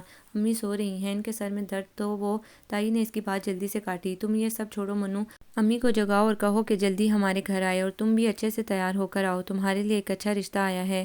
وہ ان کی بات پر تحیر سے دیکھی گئی۔ تم تو اسٹیچو بن گئی بھائی، جاؤ امی کو رکو میں ہی جگاتی ہوں، تم جلدی سے تیار ہو کر آؤ۔ تائی یہ کہہ کر امی کے کمرے کی طرف بڑھی۔ کچھ دیر گزرنے کے بعد امی باہر نکلتی دکھائی دی۔ ان کا چہرہ کھلا ہوا تھا اور وہ شتابی سے کپڑے بدل رہی تھی۔ اس کو عجیب سا لگنے لگا، یہ افراتفری میں تیار ہونا، تایا کے گھر جانا۔ وہ نہ سمجھتے ہوئے امی کی دوسری دفعہ یاد دہانی پر اپنے کمرے گئی اور تیار ہونے لگی۔ اس نے سبز رنگ کا ہلکا سا کام والا جوڑا پہنا، اور میک اپ تو وہ ویسے بھی نہیں کرتی تھی۔ جب وہ تایا کے گھر پہنچی تو اس نے پارکنگ لاٹ میں ایک بڑی گاڑی دیکھی۔ اس نے رک کر گاڑی کو دیکھا۔ کیا واقعی یہ رشتہ وانیا کے بجائے اس کے لیے ہی آیا تھا؟ وہ الجھتی سوچتی اندر گئی۔ لاؤنج میں اس نے دیکھا کہ وہی مال والی آنٹی بیٹھی تھیں اور ان کے بغل میں سوٹڈ بوٹڈ ایک ہینڈسم آدمی، اس کی عمر 35 کے لگ بھگ معلوم ہو رہی تھی۔ اس کے ساتھ ایک نوجوان بیٹھا جس کا حلیہ کسی حد تک دانیال سے ملتا جلتا تھا۔ یہ ہے میری بھتیجی منائل حسین۔ فرید تایا کی اس پر نظر پڑی تو پیار سے گویا ہوئے۔ اس سوٹڈ بوٹڈ آدمی نے فرید تایا کی نظروں کے تعاقب میں مڑ کر دیکھا اور وہ نظر ہٹانا بھول گیا۔ اس نے کتابوں میں پڑھا تھا، جھیل سی آنکھیں، گلابی ہونٹ، دودھیا چہرہ۔ آج وہ الفاظ مجسم بن کر اس کے سامنے تھے اور وہ بے یقینی سے اس کو دیکھ رہا تھا۔ سادگی اور جھکی آنکھوں میں حیا۔ وہ سلام کرتی امی کے پہلو میں بیٹھ گئی۔ اس سے نگاہیں اٹھانی نہیں جا رہی تھی۔ بہزاد کی نگاہیں اس کے سراپے سے نہیں ہٹ رہی تھی۔ بھائی آپ اب بھی نو شادی والی بات پر قائم ہیں؟ جہانگیر کی شریر سرگوشی اس کے کانوں میں گونجی تھی۔ اس نے جہانگیر کو گھورا اور جہانگیر نے مسکرا کر ابرو اچکائے۔ فرید بھائی، آپ کی بھتیجی کا ہاتھ مانگنے سے پہلے میں چاہتی ہوں کہ آپ کو بتاؤں کہ بہزاد کی ایک بار ڈیورس ہو چکی ہے اور اس کی وجہ اس کے بزنس سرکل میں سبھی کو معلوم ہے، لیکن میں چاہتی ہوں کہ اس فیکٹ کو مد نظر رکھ کر اپنی بچی کی زندگی کا یہ بڑا فیصلہ کریں۔ نصرت جہاں نے کہا تھا۔ بہزاد میری آنکھوں سامنے پلا بڑا ہے، آپ کے مرحوم شوہر کے ساتھ اچھے مراسم تھے، مجھے اس رشتے پر کوئی اعتراض نہیں، میں اس رشتے کے لیے ہاں کرتے ہوئے بہت خوش ہوں، فرید صاحب نے مسکراتے ہوئے کہا تھا۔ سر جھکائے منو کا دل تیزی سے دھڑک رہا تھا۔ عین اسی وقت وانیا داخل ہوئی۔ وانیا کی جہانگیر اور جہانگیر کی وانیا پر نظر پڑتے ہی دونوں کے چہرے تحیر آمیز مسکراہٹ میں ڈھلے۔ وہ سلام کرتی ہوئی اپنے باپ کے پہلو میں بیٹھی۔ یہ میری بیٹی وانیا، فرید صاحب اس کا تعارف کروانے لگے۔ مان وانیا کو احساس ہوا کہ وہ تو جہانگیر فیک ماہر کے لیے علیزے تھی۔ ماہر یعنی جہانگیر کا منہ حیرت سے کھلا۔ اس موصوفہ کا نام علیزے نہیں وانیہ ہے اور یہ ہے بہزاد اور جہانگیر۔ فرید صاحب ان دونوں بھائیوں کا تعارف کروا رہے تھے۔ اب حیران ہونے کی باری وانیہ کی تھی۔ دفتن دونوں معاملے کی تہہ میں فوراً پہنچے اور اب دونوں اپنی ہنسی روکے ہوئے تھے۔ پہلی بار وانیہ نے منو کا مومنٹ خراب نہیں کیا تھا کیونکہ وہ خوش تھی۔ تو آپ علیزے نہیں تھی؟ جہانگیر کی ہنسی گونجی تھی اور اس کی ہنسی میں وانیہ کی ہنسی بھی شامل ہو گئی۔ یہ بہزاد اور منو کا رشتہ طے ہونے کے فوراً بعد شام کا ذکر ہے، بالکل اسی طرح جس طرح آپ ماہر نہیں تھے۔ یہ اتفاق کتنا فلمی تھا، جہانگیر بولا تھا، یا شاید قدرت کا ہمیں ایک کرنے کی کوئی حسین سازش۔ وانیہ کا دل دھڑکا تھا، یہ بلا واسطہ اس کا اقرار محبت تھا، لیکن جہانگیر اس کی بات کی تہہ میں نہیں پہنچا، اس لیے اس نے چمک کر کہا تھا، تم منائل کو مناؤ اور میں بہزاد بھائی کو، ان کو ملاتے ہیں۔ ویسے بھی رشتہ اتنا آنن فانن ہوا اور انہوں نے ایک دوسرے سے پرسنلی بات بھی نہیں کی۔ منائل کے ذکر پر اس کا موڈ سخت مگدر ہوا، گہری سانس خارج کی۔ اب چونکہ اس کی منائل سے کسی طور خلاصی نہیں تھی، اس لیے اس کو برداشت کرنے کی کوشش کرنی شروع کر دینی چاہیے۔ اچھا آئیڈیا ہے، اس نے اپنے لہجے کو نارمل رکھا۔ اوکے کول، میں بہزاد بھائی کو مناتا ہوں، جیسے ہی وہ مانتے ہیں میں تمہیں لوکیشن بھیج دوں گا، وہ جوش سے بول رہا تھا۔ اس نے فون بند کیا اور وانیہ کا چہرہ بجھ گیا۔ وہ کچھ دیر اس سے باتیں کرنا چاہ رہی تھی، لیکن منو کے ذکر نے اس کا سارا موڈ خارج کر دیا۔ اس کا بجھا ہوا چہرہ اب غصے میں بدلا، نہ چاہتے ہوئے بھی اس کے قدم منائل کے پوشن کی اور بڑھ رہے تھے۔ دوسری جانب ان سے دور بہزاد کے آفس میں جہانگیر شتابی سے دروازہ کھول کر اندر داخل ہو رہا تھا۔ اس کا چہرہ جوش و خروش سے کھل رہا تھا۔ لیپ ٹاپ کھولے، پی پی ٹی بناتے بہزاد نے سر اٹھا کر ناگواری سے اس کو دیکھا۔ نوک کرنے کے اخلاقیات تم میں نہیں ہیں، آپ کے نزدیک میں کافی بد اخلاق ہوں، اس نے چہک کر کہا تھا۔ میں بزی ہوں جہانگیر، سلائڈ بدلتے ہوئے اس نے کہا تھا۔ جو کہنا ہے جلدی کہو، کل کی میٹنگ کے لیے مجھے پریزنٹیشن تیار کرنی ہے۔ آپ منائل سے ملنا پسند کریں گے؟ اس نے اس کو جانچتی نظروں سے دیکھتے ہوئے کہا تھا۔ بہزاد کی نظریں فوراً اٹھی اور ان نظروں میں اشتیاق جہانگیر کے عقابی نظروں سے چھپ نہیں سکا تھا۔ کس لیے؟ اس نے نظریں چرائی۔ کیا پتہ یہ جہانگیر کی کوئی شرارت ہو۔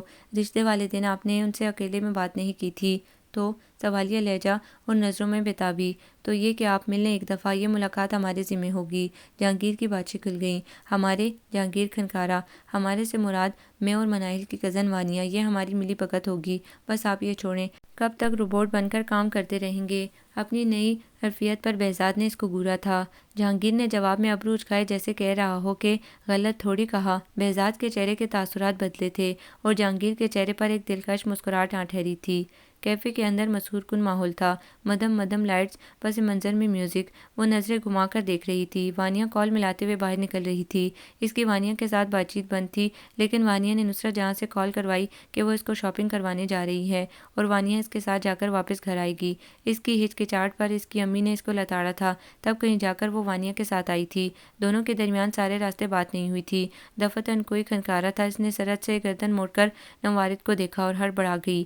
السلام علیکم، پرحدت نگاہیں اس پر ٹکائے بہزاد نے سلام کیا۔ اس کو سمجھ نہیں آئی کہ وہ کیا کہے۔ اس کا چہرہ یکدم سرخ ہو گیا اور دل کی دھڑکن تیز ہو گئی۔ سلام کے جواب میں وعلیکم السلام کہتے ہیں۔ بہزاد کا لہجہ شریر تھا۔ وعلیکم السلام، اس نے جز بز ہو کر جواب دیا۔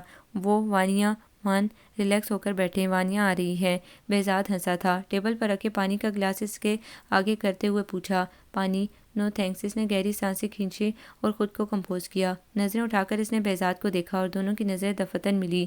وہ مسکرا رہا تھا۔ اس کا حلیہ آج کیژول آرام دہ تھا۔ بال البتہ اس دن کی طرح جیل سے ایک طرف جمے ہوئے تھے۔ شیو تازہ تازہ کر گئی تھی۔ وہ دانیال کے مقابلے کئی گنا ہینڈسم تھا۔ آپ سے پوچھا نہیں گیا تھا کہ آپ اس رشتے سے راضی ہیں؟ بہزاد نے قدرے سنجیدہ لہجے میں پوچھا۔ تایا ابو کی رضا میری رضا ہے۔ اس کا لہجہ مضبوط تھا۔ وہ مسکرایا۔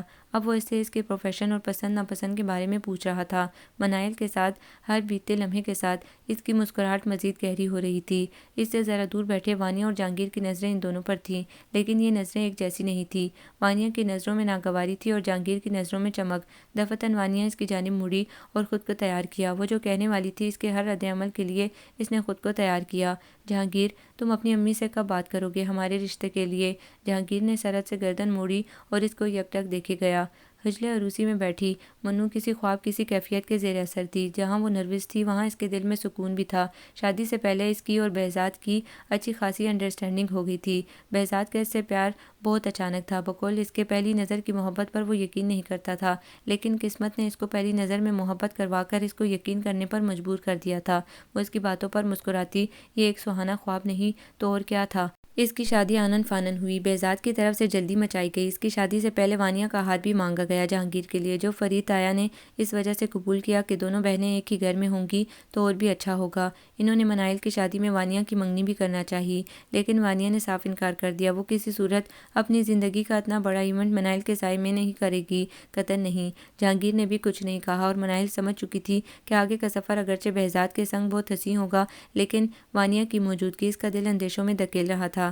گھونگھٹ کے جھروکے سے وہ اس کے ہاتھ دیکھ سکتی تھی جو دھیرے سے اس کا گھونگھٹ اٹھا رہا تھا، مہنگی گھڑی، ایک انگلی میں پہنی انگوٹھی اور ہاتھ کے پشت پر ابھری رگیں، وہ مردانہ وجاہت کا حامل ہاتھ۔ اس نے گھونگھٹ اٹھایا تو اس کے چہرے پر نظریں ٹکی کی ٹکی رہ گئیں۔ ماشاءاللہ! اچانک سے اس کی گمبھیر آواز گونجی تھی۔ اس کی پلکیں حیا کے بوجھ سے جھکیں اور سرخ ہوئے گال مزید سرخ ہو گئے۔ میری شادی کے لیے جلدی کے پیچھے ایک ہی وجہ تھی مناہل، تم۔ امی حیران کہ کل تک جو انسان شادی کے نام سے میلوں دور بھاگتا تھا، اس سے ایک مہینہ صبر نہیں ہو رہا۔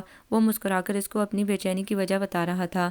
پہلی بار اس نے نظریں اٹھائی۔ تم میرا مقدر تھی مناہل، نہ میں نتاشا کا، نہ تم دانیال کی۔ اس کے مقدر نے مسکرا کر سامنے بیٹھے اس وجیح انسان کو دیکھا جو اس کے ساتھ بیتے پل پل کا شکر گزار تھا۔ ہمارے درمیان ایک بڑا ایج ڈفرینس ہے مناہل، لیکن وہ اپنا جملہ مکمل کر رہا تھا کہ اس نے اس کی بات کاٹی۔ آئی ایم سوری کہ میں آپ کی بات کاٹ رہی ہوں، لیکن میاں بیوی کے اس پاکیزہ رشتے میں ایج ڈفرینس میٹر نہیں کرتا۔ یہ دقیانوسی سوچ ہے۔ اپنی جانب بغور دیکھتے بہزاد کو اس نے مضبوط لہجے میں جواب دیا۔ وہ مسکرایا۔ اور محبت وہ میٹر کرتی ہیں۔ اس کا لہجہ شریر ہوا۔ ہاں، محبت میٹر کرتی ہے اور وفا بھی۔ پہلی بار وہ اس کے سامنے کھلکھلائی۔ مناہل بیٹا جلدی کرو۔ آئینے کے سامنے کھڑی تیار ہوتی مناہل نے دروازے کی جانب دیکھا۔ سرخ ساڑی پہنے اس کو تھوڑی گھبراہٹ محسوس ہو رہی تھی۔ اس نے زندگی میں پہلی بار ساڑی پہنی تھی۔ اس کو میک اپ کا قطعاً شوق نہیں تھا، لیکن نصرت جہاں اس کو زبردستی سجنے سنورنے پر مجبور کرتی۔ بھئی ایک تو حسین چہرہ، اوپر سے شادی کے اولین دن، نئی نویلی دلہنیں سجتی سورتی اچھی لگتی ہیں۔ کل کو بچے ہوں گے، ذمہ داریاں بڑھیں گی، پھر ان سب کے لیے فرصت نہیں ہوگی، اس لیے شوق نہ بھی ہو تو سجتی رہو۔ نصرت جہاں اس کو ہدایات دیتی جاتی اور وہ مسکراتی، سر اس بات میں ہلاتی۔ تم دونوں میاں بیوی گھر بیٹھے رہو، میں دعوت پر اکیلی چلی جاتی ہوں۔ نصرت جہاں کی پکار پھر سے سنائی دی۔ آئی امی، بس ایک منٹ۔ وہ جلدی سے باہر نکلنے لگی۔ تبھی اس کو کلائی پر بہزاد کی گرفت محسوس ہوئی۔ اس کی اور دیکھتے ہی بہزاد نے اس کو اپنی جانب کھینچا۔ تم اگر آج مجھے اپنے حسن سے قتل کرنے کا ارادہ رکھتی ہو تو میں تمہیں اپنا قتل معاف کر رہا ہوں۔ اس کا مسکراتا لہجہ گمبھیر آواز اور شرم سے سرخ پڑ گئی۔ اس نے جلدی سے اپنا ہاتھ چھڑایا اور مسکرائی۔ اس سے پہلے کہ امی ہم دونوں کو قتل کر دیں، ہمیں چلنا چاہیے، اس نے کہا اور سرت سے مسکراتی باہر نکلی۔ باہر نصرت جہاں مصنوعی ناگواری سے ان کو دیکھ رہی تھی، لیکن دل ہی دل میں وہ ان دونوں کی بھلائی لے رہی تھی۔ امی آپ نے دوائیں لیں؟ اس نے جانے سے پہلے نصرت جہاں سے پوچھا۔ لے لوں گی آ کر، اب تم لوگ جلدی چلو۔ نصرت جہاں کو جانے کی جلدی تھی۔ ایسے کیسے امی؟ ڈاکٹر نے سختی سے ہدایت کی تھی، آپ ناغہ نہیں کر سکتی بلا وجہ، اس نے خفگی سے کہا۔ بہزاد آپ امی کے کمرے سے دوائیں لے کر آئیں، میں پانی لاتی ہوں کچن سے۔ امی نے مصنوعی خفگی سے اس کو دیکھا تھا۔ وہ ان کی خدمت کرتے تھکتی نہیں تھی اور یہی بات تھی جس کی وجہ سے دونوں ماں بیٹے نہ صرف اس سے پیار کرتے تھے بلکہ ازحد عزت بھی کرتے تھے۔ وہ جیسے ہی کچن گئی، اندر صبح اور رات کے گندے برتن پڑے تھے۔ نجمہ ابھی تک نہیں آئی تھی۔ وہ گھر کی صفائی کرتی تھی، محض باقی ذمہ داری اس کے ذمہ تھی۔ جیسے اس نے گلاس اٹھایا، گندے برتنوں پر نظر پڑتی ہی اگلے لمحے اس کو سخت قسم کی ابکائی آئی۔ گلاس وہاں رکھ کر وہ منہ پر ہاتھ رکھتی سنک میں الٹیاں کرنے لگی۔ اس کی آواز پر بہزاد اور امی بھاگتے ہوئے اندر داخل ہوئے۔ دونوں کے انداز میں تشویش تھی، لیکن نصرت جہاں کی تشویش اگلے ہی لمحے خوشگواری میں بدلی تھی۔ جو گاڑی دعوت کے لیے جانا تھی وہ اب لیڈی ڈاکٹر کے کلینک کی طرف رواں دواں تھی۔ وانیا، وہ میری کلاس فیلو ہے، جہانگیر کی وضاحت دیتی آواز پر وانیا کا چہرہ مزید غصے سے لال ہوا۔ جہانگیر اور وانیا اس وقت ایک مہنگے ریسٹورنٹ میں ڈنر کرنے آئے تھے۔ وانیا نے جب سے منائل کی خوشخبری کا سنا تھا، اس کو سخت غصہ آ رہا تھا۔ اس کی منگنی ہو چکی تھی، اگرچہ اس کی منگنی خوب دھوم دھام سے ہوئی تھی، لیکن وہاں ان کے حلقے احباب میں منائل کی تعریفیں اور اس کو دینے والی مبارکبادیوں نے اس کا موڈ سخت خراب کیا ہوا تھا۔ ابھی ریسٹورنٹ میں وہ بیٹھے تھے کہ ایسے میں چند لڑکیاں آئیں اور جہانگیر سے فرینکلی باتیں کرنے لگیں۔ وہ اس کی کلاس فیلوز تھیں اور دوست بھی۔ تو وہ تم سے ایسے فرینک کیوں ہو رہی تھی؟ وہ برہم ہو کر پوچھ رہی تھی۔ کیونکہ ہم نے یونیورسٹی کے 4 سال ایک ساتھ گزارے تھے۔ اس کو فرینکنس نہیں کہتے، اس کو دوستی کہتے ہیں۔ اب اس کی آواز دھیمی پڑ گئی اور نرمی سے گویا ہوا۔ اس کو فرینکنس ہی کہتے ہیں۔ مجھے نہیں اچھا لگتا ان لڑکیوں کا تمہارے ارد گرد منڈلانا، وانیا ناک بو چڑھا کر خفگی سے بولی۔ تم ایسے کیوں پوزیسو ہو رہی ہو وانی؟ وہ مجھے چھین نہیں لیں گی تم سے۔ اس نے وانیا کا ہاتھ نرمی سے پکڑ کر اس کو سمجھانا چاہا تھا۔ کوئی تمہیں مجھ سے چھینے کی غلطی تو کرے، وانیا ہوں میں، اپنے حق پر کسی کی گندی نظر برداشت نہیں کرتی، اور دشمنی تو میں شوق سے پالتی ہوں۔ اس کا انداز بہت کاردار تھا۔ جہانگیر ہنسا تھا۔ تم دوست بنا لیا کرو نا، دشمنیوں کا اب اسکوپ نہیں رہا۔ اس کی بات پر وہ بھی ہنسی۔ اس کا موڈ اب بحال ہو چکا تھا۔ وہ پرسکون ہو کر مینیو سلیکٹ کرنے لگی۔ وہ مناہل تھی جس کا منگیتر اس نے چھینا تھا اور خاموش رہی۔ وہ وانیا تھی، غدر مچانے والی، کریا کریا آگ لگانے والی۔ جہانگیر اب مسکرا کر کچھ کہہ رہا تھا اور وہ ٹھوڑی دونوں ہاتھوں کے پیالے میں رکھے جنونیت بھرے پیار سے اس کو تک رہی تھی۔ اس کے حصے کی خوشیاں اور سکون اس کی شادی کے بعد لکھی جا چکی تھیں۔ اس نے اگرچہ کبھی اللہ سے شکوہ نہیں کیا، لیکن ایک چھپتی ہوئی حسرت تو کہیں نہ کہیں اس کے دل میں رہی تھی۔ اب اس کی زندگی پرسکون تھی، ایک زندگی اس کے اندر پل رہی تھی، اور وہ دونوں میاں بیوی اس کے اس دنیا میں آنے کے لیے بہت بےتاب تھے، بالخصوصاً بہزاد۔ تم نے میری زندگی مکمل کر دی مناہل، وہ یہ بات کہتے نہیں تھکتا تھا۔ اگر لڑکا ہوا تو اس کا نام یشار ہوگا، اور اگر لڑکی ہوئی تو اقصیٰ۔ وہ خوشی سے کہتا جاتا اور وہ اس کے بچوں جیسے جوش و خروش پر ہنستی جاتی۔ اس بچے کی دنیا میں آمد تک آپ خود بھی بچے بھی بن چکے ہوں گے، وہ ہنس کر کہا کرتی۔ اس کا آخری مہینہ تھا اور وہ دونوں ڈاکٹر سے مل کر آ رہے تھے۔ ڈاکٹر نے اس کو ڈیلیوری کی تاریخ دے دی تھی، اور آج نصرت جہاں کی سالگرہ بھی تھی، تو راستے میں کیک لینے وہ دونوں رک گئے۔ وہ دونوں باتیں کر رہے تھے کہ وہ مسکراتے ہوئے یو ٹرن لے رہا تھا کہ اچانک سے دائیں جانب سے کچھ ٹکرایا تھا۔ گاڑی تھی، ٹرک تھا، جو بھی تھا، چناکے سے شیشے اڑے، ٹائروں کے چرچرانے کی آوازیں بلند ہوئیں۔ اس کا ذہن اندھیرے میں ڈوبنے لگا تھا۔ آخری منظر جو اس نے دیکھا وہ اس کے پیار کرنے والے شوہر کا خون میں رنگا چہرہ تھا۔ ہسپتال کے یکبستہ کوریڈور میں دیوار کے ساتھ ٹیک لگائے جہانگیر کی آنکھیں آنسوؤں سے بھری ہوئی تھی۔ اس کے دائیں جانب آئی سی یو کے ساتھ جائے نماز بچھائی نصرت جہاں نوافل پڑھ رہی تھی۔ نماز پڑھتے ہوئے وہ رو رہی تھی۔ ارد گرد جمع لوگوں میں سے کسی نے مناہل کا فون اٹھایا تھا، اس پر لاک نہیں تھا۔ وہ اچانک ایک فون کال، کسی اجنبی کی آواز، قیامت کے سور جتنا خوفناک تھا۔ مان روتی بلکتی مدت بیگم اور ان کے پیچھے تشویش بھرے انداز میں فرید تایا اور تائی آئے تھے۔ کچھ دیر بعد وانیا بھی آ گئی تھی۔ فرید صاحب جہانگیر کو حوصلہ دے رہے تھے اور جہانگیر بچوں کی طرح روئے جا رہے تھے۔ دوسری جانب بے ہوش ہوتی نصرت بیگم کو تائی نے سہارا دیا ہوا تھا۔ مناہل کو ہوش آ چکا تھا اور اب اس کو لیبر روم میں شفٹ کر دیا گیا تھا۔ وہ زخمی ہوئی تھی لیکن بہزاد کے مقابلے میں کم۔ بہزاد بری طرح زخمی تھا اور ڈاکٹرز بھی نا امید دکھائی دے رہے تھے۔ مناہل بہزاد کا نام لے کر چیخ رہی تھی۔ ڈاکٹر اس کو جھوٹے دلاسے دے رہے تھے۔ اس کی خوابناک زندگی میں جانے کیسی آندھی آئی اور اس کی خوشیوں کو اڑا لے گئی۔ دفتن آئی سی یو کا گلاس ڈور دھکیلتا ڈاکٹر باہر نکلا تو فرید صاحب اس کی جانب لپکے تھے۔ چند ثانیے بعد نصرت جہاں کی چیخیں بلند ہونے لگی تھیں۔ لڑکا ہوا تو یشار۔ بہزاد کی یہی بازگشت اس کے پیچھے کسی بدروح کی طرح پڑی تھی۔ ہاتھ میں پکڑے اپنے بیٹے کو خالی خالی نگاہوں سے دیکھتی وہ رونا چاہتی، رو نہیں پا رہی تھی۔ نصرت جہاں کو ایک مائنر ہارٹ اٹیک ہو چکا تھا۔ زندگی کا امتحان بھی بڑا تھا۔ اس کی زندگی سے ہر خوشی اڑن چھو ہوئی تھی۔ سب نے اس پر یہ فیصلہ چھوڑا ہوا تھا کہ وہ کہاں رہنا چاہتی ہے، مکہ یا سسرال۔ نصرت جہاں خوب روئیں۔ میں تمہیں جانے نہیں دوں گی منو، تم بھی چلی جاؤ گی تو میں کس کو دیکھ کر اپنے بہزاد کا خلا پورا کروں گی۔ ان کے لہجے میں بہزاد کی یاد کی کرچیاں تھیں۔ میں آپ کو چھوڑ کر نہیں جا رہی امی، یشار کے باپ کا گھر ہے یہ، وہ اس گھر میں پرورش پائے گا جہاں اس کا باپ بڑا ہوا ہے۔ وہ بے ربط باتیں کرتی تھی۔ ابھی تک وہ دکھ کے ڈینائل انکاری سٹیج میں تھی۔ نصرت جہاں اس کے گلے لگی اور دفتن اس کی خالی سوکھی آنکھوں میں آنسوؤں کی محفل جمی اور ان کے گلے لگ کر پھوٹ پھوٹ کر رو دی تھی۔ دکھ اس کے گرد گنجلک جالے بنتا جا رہا تھا۔ مناہل کی عدت تو اسی دن ختم ہو چکی تھی جب یشار کی پیدائش ہوئی تھی۔ اس کی زندگی کا سارا محور اب صرف اور صرف یشار کے گرد گھوم رہا تھا۔ اور جہانگیر، وہ خوش دل جہانگیر، ہر وقت مسکراتے رہنے والا جہانگیر۔ جہانگیر خاموش خاموش رہنے لگا تھا۔ اس نے خود کو آفس میں مصروف کر لیا تھا۔ پہلی بار جب وہ بہزاد کی خالی آفس گیا تو اس کی ہچکی بن گئی اور بچوں کی طرح رونے لگا، لیکن وقت کے ساتھ ساتھ اس نے خود کو سنبھالنا شروع کیا۔ اب وہ روتا نہیں تھا، البتہ دکھ نے اس کے دل میں جڑیں پکڑنا شروع کر دی تھی جس کو وہ اب چاہ کر بھی اکھاڑ پھینک نہیں سکتا تھا۔ وانیا سے ملنے گئی تو وہ بالکل بدلا ہوا تھا۔ وانیا کو لگا کہ یہ بھائی کی موت کا دکھ ہے، سنبھل جائے گا، لیکن اس کو یہ اندازہ نہیں تھا کہ عنقریب اس کی زندگی کیسے بدلنے والی تھی۔ شام کو جب وہ آفس سے گھر لوٹا تو اس کی دماغ کی رگیں پھٹنے والی تھیں اور گردن تھکن کی وجہ سے بالکل اکڑی ہوئی تھی۔ وہ تیز تیز قدموں سے اپنے کمرے کی جانب جا رہا تھا جب اس نے لاؤنج میں فرید صاحب کی ایک ہلکی سی جھلک دیکھی۔ وہ رکا اور لاؤنج میں داخل ہوا۔ نصرت جہاں نے اس کو دیکھا اور بولی، یہ دیکھے جہانگیر بھی آ گیا، اب اس کے سامنے بات کرتے ہیں۔ نصرت، یہ مناسب وقت نہیں ہے، نور تائی نے سرت سے کہا۔ ان کی آواز اندیشوں کے گہرے کنویں سے ابھری تھی۔ دفتن یشار ری ری کرنے لگا۔ مناہل اس کو بہلانے لگی۔ وہ مسلسل روئے جا رہا تھا۔ مناہل روحانسی ہوئی۔ ہوئی، سب کی نظریں اس پر تھی۔ ایسے میں جہانگیر آگے بڑھا اور اسے یشار کو لیا۔ جہانگیر نے پہلی بار یشار کو اپنے ہاتھوں میں اٹھایا تھا۔ جب سے اس نے پہلی بار دیکھا تھا وہ یشار کو دیکھنے سے خود کو باز رکھے ہوئے تھا۔ اس پر نظریں پڑتے ہی اس کا دل ایسا لگا کہ جیسے کسی نے مٹھی میں بھینچ لیا ہو۔ یشار چپ ہو گیا اور سو گیا۔ فرید بھائی، آپ میری مجبوری سمجھیے، آپ کی بیٹی کو خدا جہانگیر سے اچھا بھر دے گا انشاءاللہ۔ نصرت جہاں کی بات پر جہانگیر اور مناہل انہیں یکٹک دیکھے گئے۔ وہ ہے ہی اتنی پیاری ماشاءاللہ، کوئی بھی آنکھ بند کر کے اسے شادی کر لے گا، لیکن میں نہیں چاہتی کہ میری منو اپنی جوانی بیوگی میں گزارے اور یشار یتیمی میں پلے۔ اب ان کا گلا رن گیا تھا۔ نصرت بہن، آپ ایسا نہ کہیں پلیز۔ نور تائی اپنی بیٹی کی دیوانگی اور شدت پسندی کا سوچ کر لرزی تھی۔ مدت بیگم خاموش بیٹھی تھی۔ جہانگیر کے بازو میں ابھی تک یشار پرسکون سو رہا تھا۔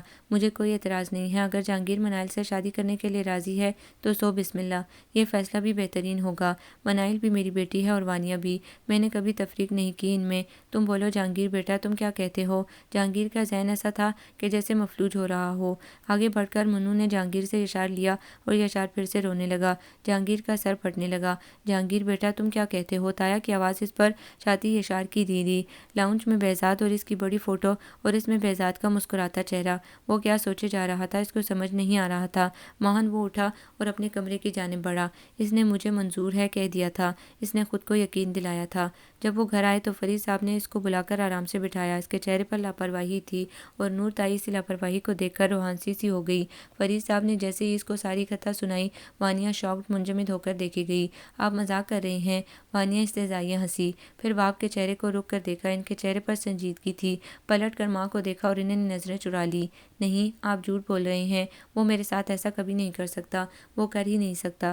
وہ قطعیت سے بول رہی تھی۔ اب وہ جنونیت سے موبائل نکال کر اس کو کال کر رہی تھی۔ وانیہ آرام سے بیٹا، تم اتنی جذباتی کیوں ہو رہی ہو؟ تائی نے اٹھ کر اس کو نرمی سے پکڑ کر بٹھانا چاہا، لیکن وہ جانتی تھی کہ ان کی یہ کوشش رائگاں جائے گی کیونکہ وہ انتہائی شدت پسند تھی۔ جہانگیر نے اس کی کال کاٹی۔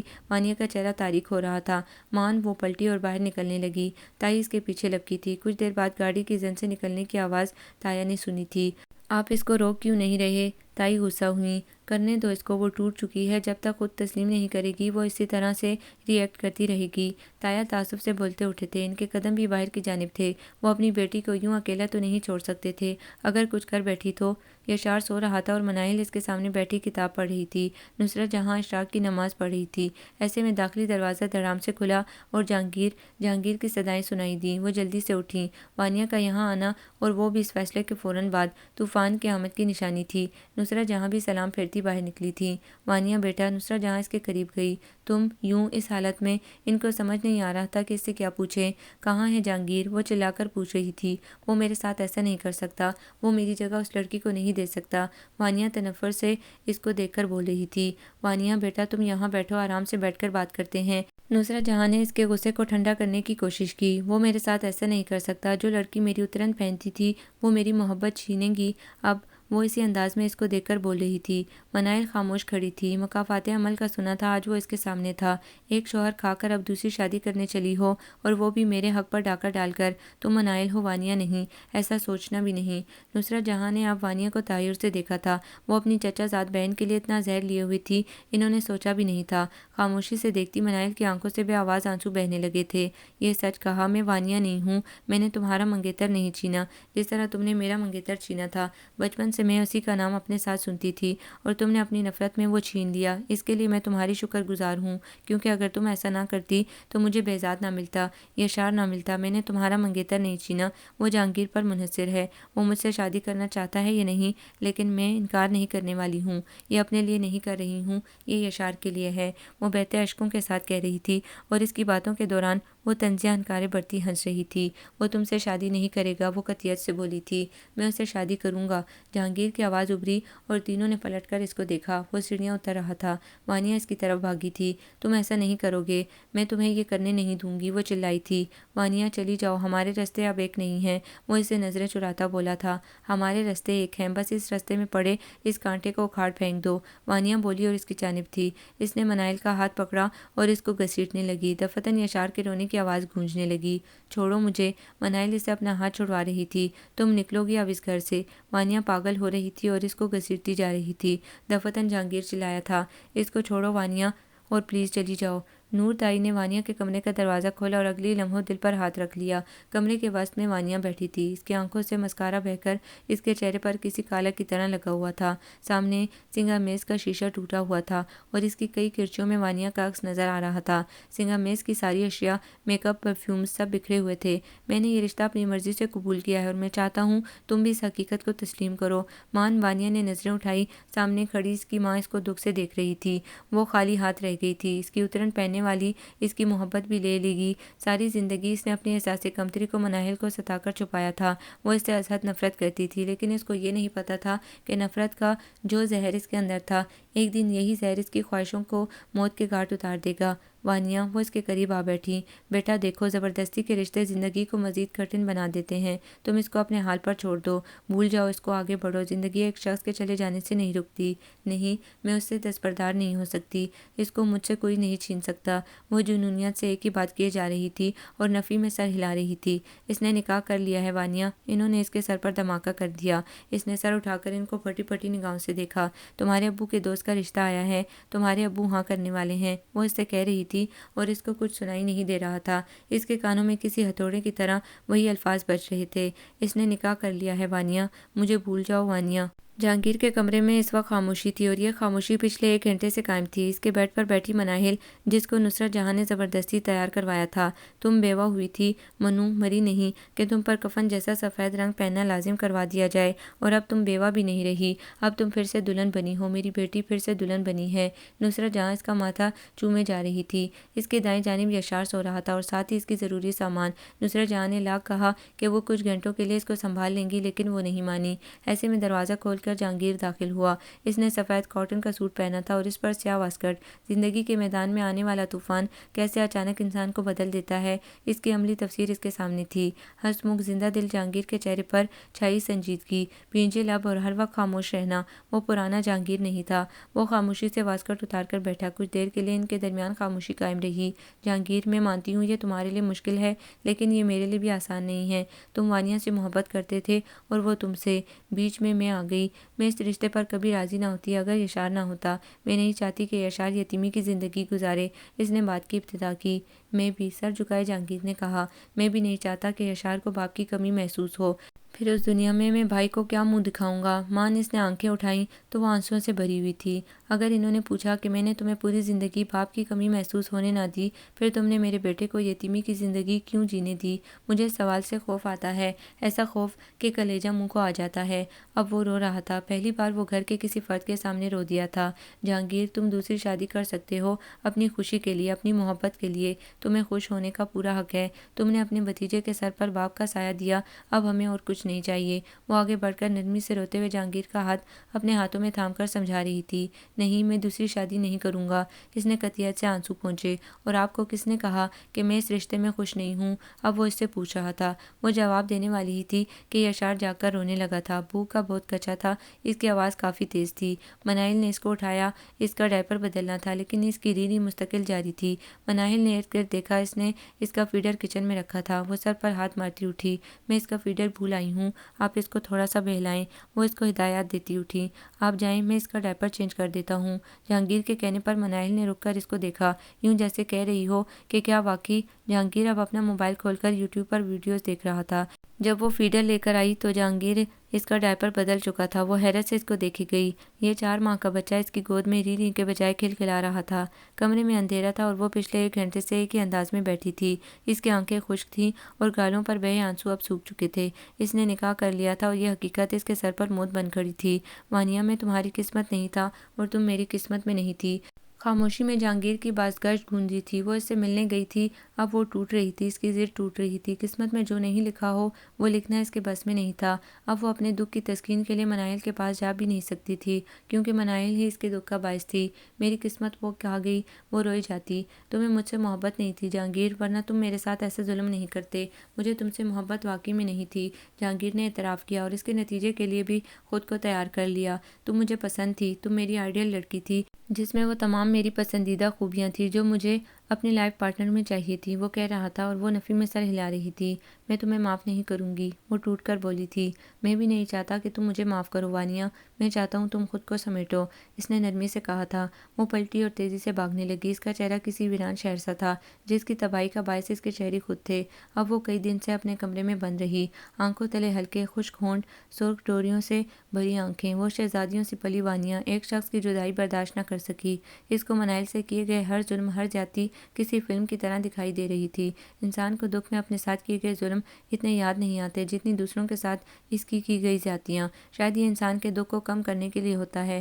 اس نے منائل کا دل توڑا تھا، ایک بار نہیں کئی بار۔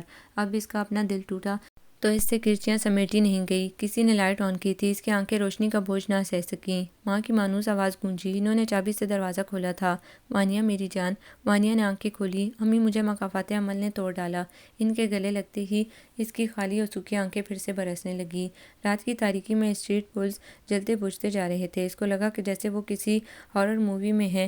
بیکری اندر سے سنسان تھی۔ وہ گاڑی میں بیٹھی اپنے شوہر کے نکلنے کا انتظار کر رہی تھی۔ ایسے میں کالے شلوار قمیص میں ملبوس اس کا شوہر باہر نکلا۔ وہ مسکرائی۔ اس کے شوہر نے گاڑی کا دروازہ کھولا۔ دفعتاً مسکرا کر اس کو دیکھتی منائل کا چہرہ متغیر ہوا۔ اس کے شوہر کا سارا چہرہ خون سے لت پت تھا اور اگلے لمحے ایک دل خراش چیخ اس کے منہ سے بلند ہوئی۔ بہزاد یکلخت وہ اٹھ بیٹھی۔ وہ اس حادثے کو ہر رات خواب میں دیکھتی آ رہی تھی۔ اس کے چیخنے پر جہاں جہانگیر ہڑبڑا کر اٹھ بیٹھا، وہاں یشار بھی مارے خوف کے رونے لگ گیا۔ Are you okay? اس نے سائڈ ٹیبل سے اس کو پانی کا گلاس بھر کر دیا۔ منائل پانی گھٹا گھٹ پی گئی۔ اس کا چہرہ خوف کے مارے متغیر تھا۔ جہانگیر یشار کو اٹھا کر بہلا رہا تھا۔ وہ دونوں ہاتھوں کے پیالے میں چہرہ چھپائے رو رہی تھی۔ جہانگیر اس کو دکھ سے دیکھ رہا تھا۔ اس کی سمجھ میں نہیں آ رہا تھا کہ وہ کیا کہے، کون سا حرف تسلی دے۔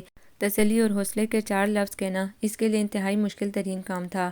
آئی ایم سوری جہانگیر، وہ اب آنسو پونچھ کر معذرت کر رہی تھی۔ وہ دونوں ایک دوراہے پر کھڑے تھے جہاں دونوں کو اس دکھ پر موو آن کرنا تھا، اور یہ دونوں کے لیے مشکل تھا، انتہائی مشکل۔ وانیا نے قسمت سے لڑنا چھوڑ دیا کیونکہ اس نے سب کچھ آزما کر دیکھ لیا، ہر راستہ اپنانے کی کوشش کی لیکن راستہ بند پایا۔ محبت میں بے وفائی دکھ دیتی ہے، لیکن اس بے وفا کو خوش دیکھ کر وہ اور بھی دکھ ملتا ہے۔ اس کو امی زبردستی سیلون لے گئی تھی، اس کے بال کٹوائے، پھر اس کو مال میں شاپنگ کروائی۔ پھر اس نے دیکھا کہ جہانگیر شاپنگ کر رہا تھا، گود میں یشار کو اٹھائے وہ مسکرا رہا تھا۔ اس نے آگے مناہل جا رہی تھی، وہ بھی مسکرا رہی تھی، وہ دونوں خوش لگ رہے تھے۔ تائی اس کے رکنے پر مڑی۔ چلو وانیا، لیکن وانیا خالی خالی نظروں سے سامنے دیکھ رہی تھی۔ تائی نے اس کی نظروں کی تقلید میں مڑ کر دیکھا اور اس کو دکھ سے دیکھے گئیں۔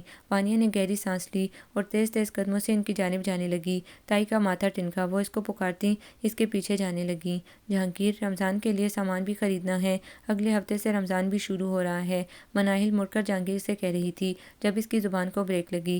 سامنے وانیا تیز تیز قدموں سے چلتی آ رہی تھی، اس کے چہرے کا رنگ اڑ گیا۔ ان کی شادی کے بعد مناہل سے پہلا آمنا سامنا تھا۔ میک اپ سے مبرا چہرہ، سیاہ ہلکے، وہ کہیں سے بھی وانیا نہیں لگ رہی تھی۔ وانیا اس کے قریب پہنچی تو جہانگیر نے پلٹ کر اس کو دیکھا۔ تائی اس کو روکتی جا رہی تھی۔ بہت بددعائیں دی تھی نا تم نے مجھے جب میں نے تمہارا اور دانیال کا رشتہ توڑا تھا؟ وہ بنا سلام کیے منائل سے مخاطب تھیں۔ میں نے تم سے معافی نہیں مانگی تھی، تم نے خود کو سمیٹ لیا، پھر تم تھی ہی ایسی، ہر حال میں خوش رہنے والی، صاف دل، تبھی ہر دکھ کے بعد تمہیں خوشیاں مل جاتی ہیں۔ اس نے خوشیوں پر جہانگیر کو دیکھا تھا۔ منائل سانس روکے اس کو دیکھ رہی تھی۔ لیکن میں خود کو سمیٹ نہ سکی کیونکہ میں توڑنا جانتی تھی، ٹوٹ جانا سہ نہ سکی۔ ایک چبھتا دکھ میری سانسیں کھینچتا ہے، شاید اسی کو ہی مکافات عمل کہتے ہیں۔ وہ خالی خالی نظروں سے دیکھتی کہتی جا رہی تھی۔ پھر منائل نے حیرت سے وانیا کو دیکھا جو اس کے سامنے ہاتھ جوڑ رہی تھی۔ تم مجھے معاف کر دو مناہل، پلیز، شاید مجھے سکون آ جائے۔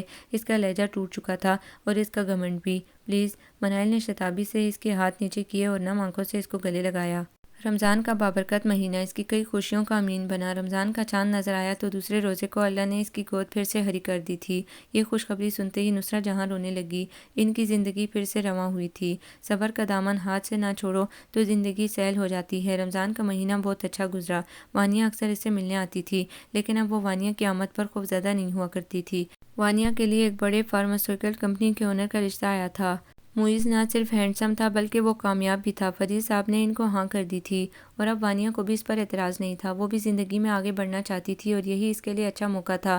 عید کے فوراً بعد اس کی شادی ہونے والی تھی۔ وہ خوش تھی، وہ خوش رہنا سیکھ رہی تھی۔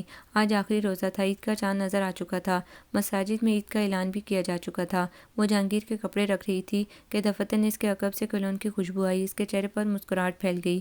بازار چلیں؟ فرمائشی لہجہ۔ کس لیے؟ سوالیہ لہجہ۔ مہندی لگانے کے لیے۔ وہ پلٹی، ان مردانہ ہاتھوں پر مہندی، وہ چہک کر بولی۔ جہانگیر نے اس کا ہاتھ پکڑا، ان پیارے ہاتھوں پر مہندی، وہ کھلکھلائی۔ اس کی محبت بھری نگاہیں اس کو مزید مسکرانے پر مجبور کر رہی تھیں۔ منائل نے اپنا ہاتھ کھینچا اور دوسرا ہاتھ آگے کیا۔ پہلے میری عیدی۔ جہانگیر نے آنکھیں میچ کر اس کو دیکھا۔ اس کے ہونٹوں پر مسکان کھیل رہی تھی اور وہ خود کو باز رکھے ہوئی تھی۔ کون سی عیدی؟ اس نے سنجیدہ چہرہ بنا کر استفسار کیا۔ تیرے نام کی عیدی۔ اب اس کے ہونٹوں پر ایک دلکش مسکان کھل اٹھی اور اس نے لاڈ سے کہا، میں تمہیں اپنا آپ دے رہا ہوں، عیدی میں قبول ہے؟ اس کا لہجہ گمبھیر ہوا اور اس نے منائل کو ہاتھ سے پکڑ کر اپنے قریب کیا۔ اس کا سر جہانگیر کے چوڑے سینے میں چھپنے لگا اور اس کی کھلکھلاہٹ گونجی۔ قبول ہے۔